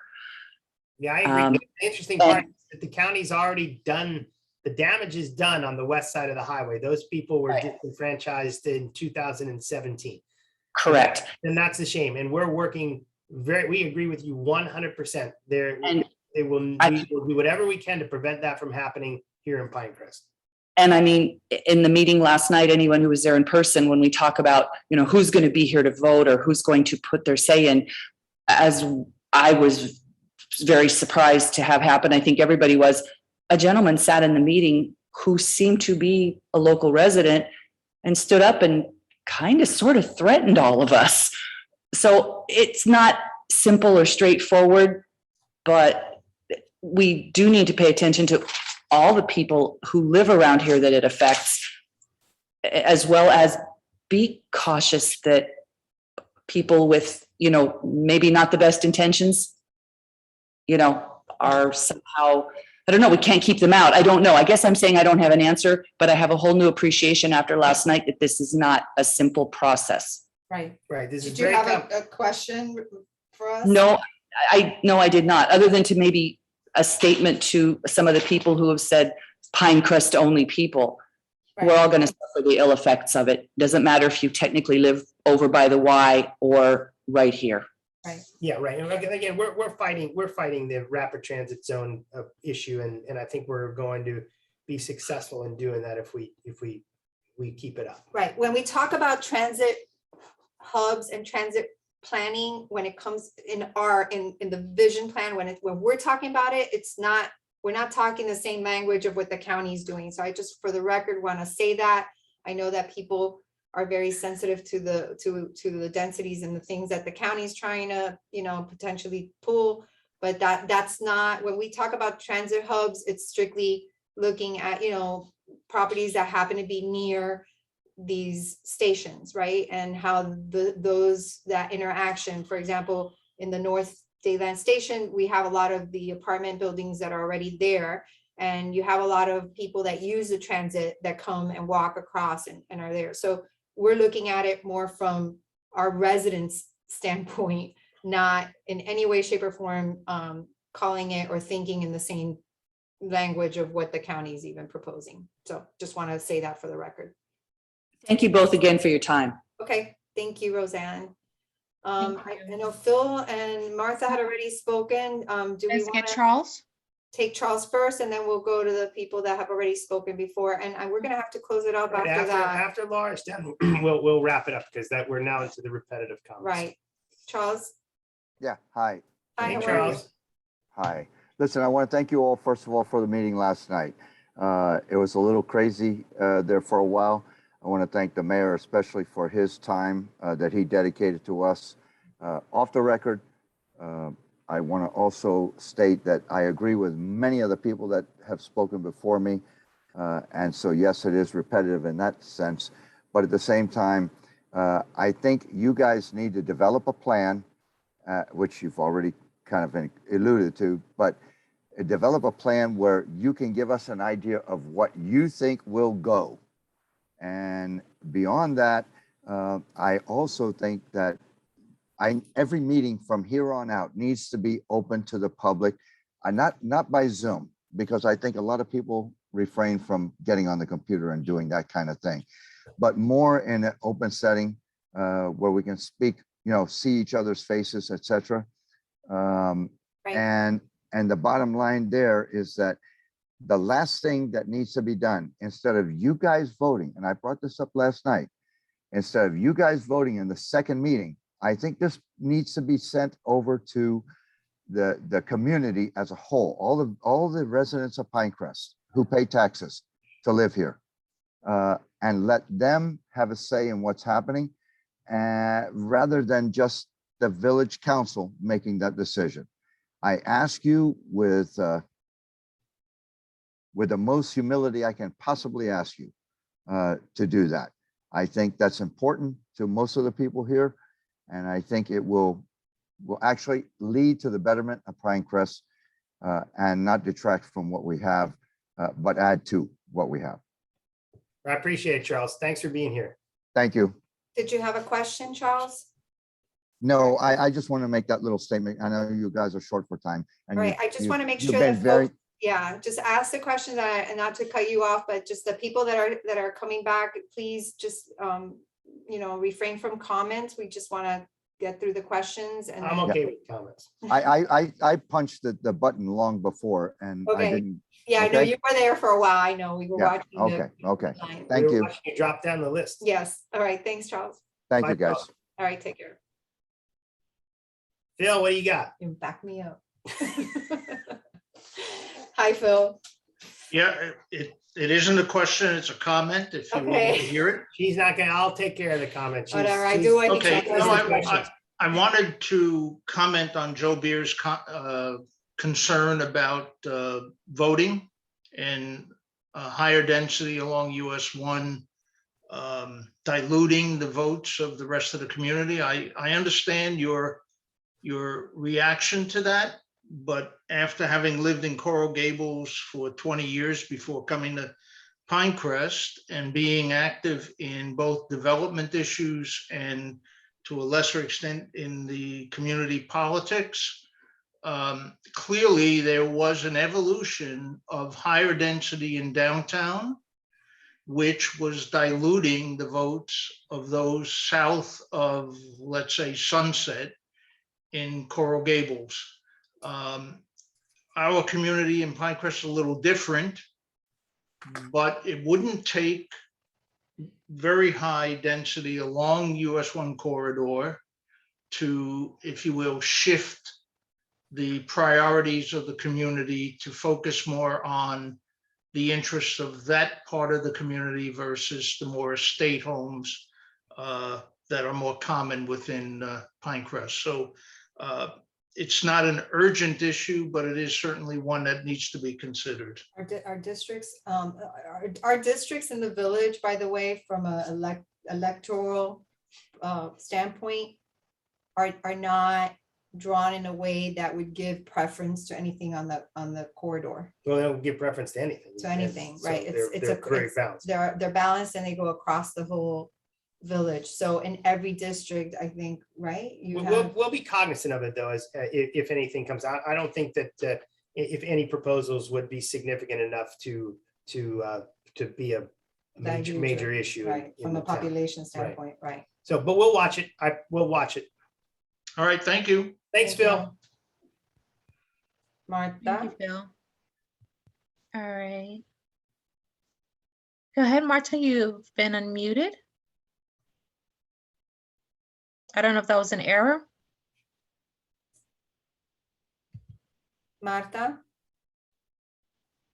All right, we can move on to. She's taking herself on and off, but we can't hear her. So Can you hear me? No, Yeah, I we can. yeah, I pressed mute and it just didn't come on. Anyway, I have just a few suggestions. One, if you guys said you sent out cards to the residents about the meetings, I can tell you I did not receive one, but I suggest that perhaps the questions you asked in the first meeting, if you want a larger universe, that maybe you could just send out a quick questionnaire with the same questions. And even if you just get 10% of the residents to respond, you'd have close to another 2,000 responses. So that, as a researcher, that would be my suggestion. Yeah. The other thing that I want to comment on is I looked up And I appreciate Renee giving me the information on her background, but I looked her up, her company up, and I see that besides Pinecrest, she represents Oakland Park, Wilton Manors, but she also represents real estate developers. So I would love to see Renee make a commitment that in regards to Pinecrest,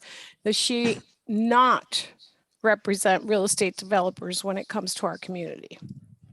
That's just out there for consideration. You don't Hi, have Marta. to- I must clarify that I don't represent real estate developers. My clients are cities, and I represent a real estate company that does public institution work solely. Okay, but So your it's very website important. says, okay, so I apologize if that's not the case, but your website says that you represent real estate development consulting. So Real estate that's, development consulting and real estate developers are two slightly different things, but okay. I can keep my real estate at work in the public realm. But thank you so much. I just want to make sure, because that, as a researcher, that for me would be a conflict of interest. So I just wanted to put it out there, because obviously, I think you did a great job presenting the results of the survey from the first time, which unfortunately I was not able to attend. My husband did. I was actually conducting a focus group last time we had a meeting. So I think it's a valid concern. So maybe it's just I misinterpreted what you said. And obviously I just looked at your website briefly because I'm paying attention to the meeting. If you guys need any help with the survey, I'd be happy to help you out. If you need somebody to type it up, or I'm happy to help. I mean, I've lived here for 35 years, and obviously I do not want to see the community change to something it isn't currently. And then I think my last question is, I kept hearing tonight about better buffers between the residential and the commercial areas. And I'm just really curious as to how you see that happening, coupled with what the rapid transit zone, the county's trying to do. Like, how are we going to create that buffer? I mean, I'm just within the border of that half mile. I'm by Palmetto High. So I think it's my neighbor's backyard, or possibly like the border of my fence that is the half mile. And so how do we create a buffer if the county's going to take control of half a mile from the highway? Well, the one issue is that we're not going to allow the county to take control of that area. That proposal is ludicrous, and we're fighting with everything within our power to prevent it from happening. So, and if it does happen, it would be an absolute disaster.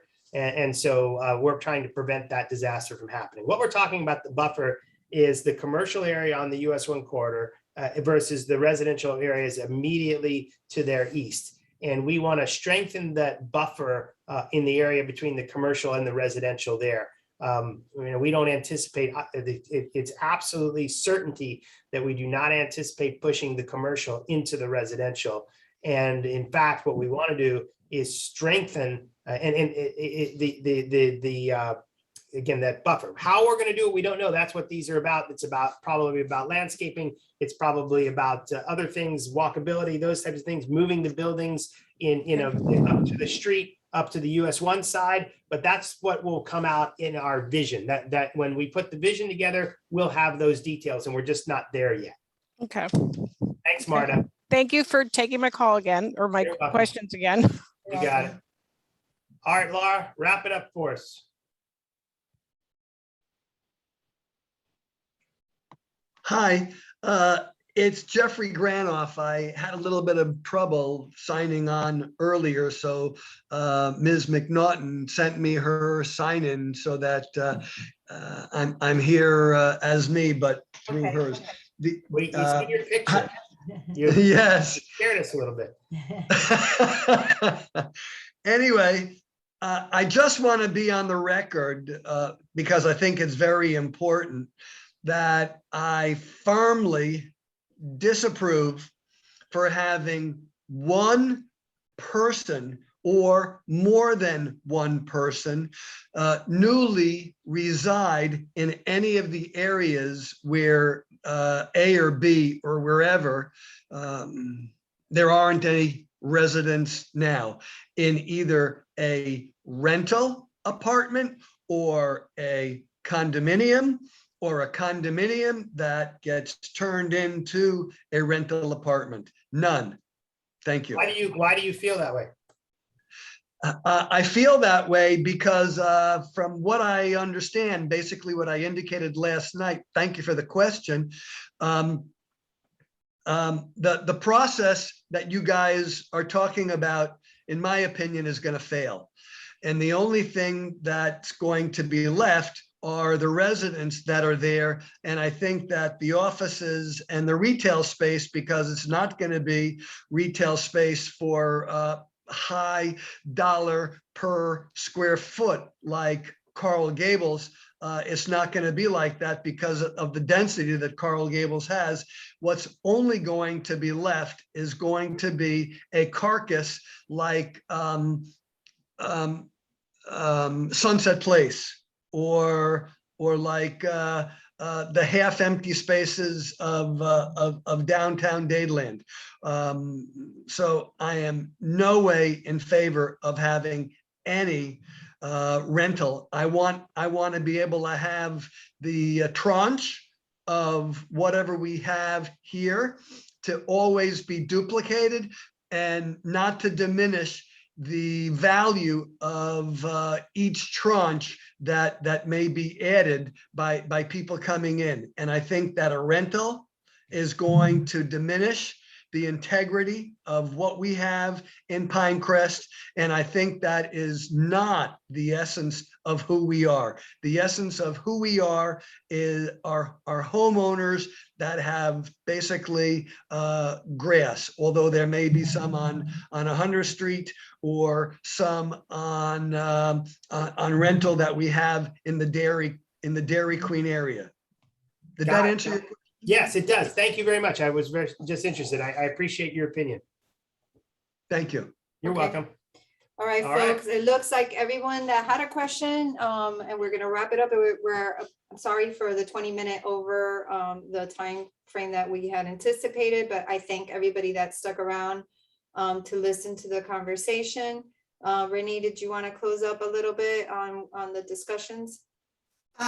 No, Madam Village Manager, I think you did a great job. I just wanted to be available to close out the meeting if you so desired. Okay, yeah, we're gonna, as far as any future meetings, like I said, we're gonna be looking at the calendar. We might be able to stick something in for additional meetings before we get into the Thanksgiving holidays. We'll have to see how we can coordinate.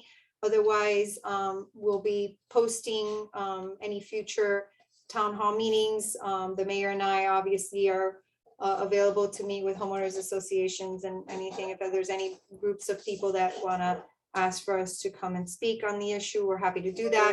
So you can reach out to my office and we can coordinate that moving forward. So we're going to be aiming to do these types of follow-up meetings for the next 2 months or so. Sure. Right through at least through January, and then we'll have something more concrete to float to folks with regards to changes, potential changes. We'll do weddings, quinceañeras, anything you We'll want. do, yeah, we have we're stand-up comedians. Yes. So thank you so much. Have a good evening, everybody. And thank you for caring enough to spend your valuable time with us tonight. We really appreciate your interest in Pinecrest.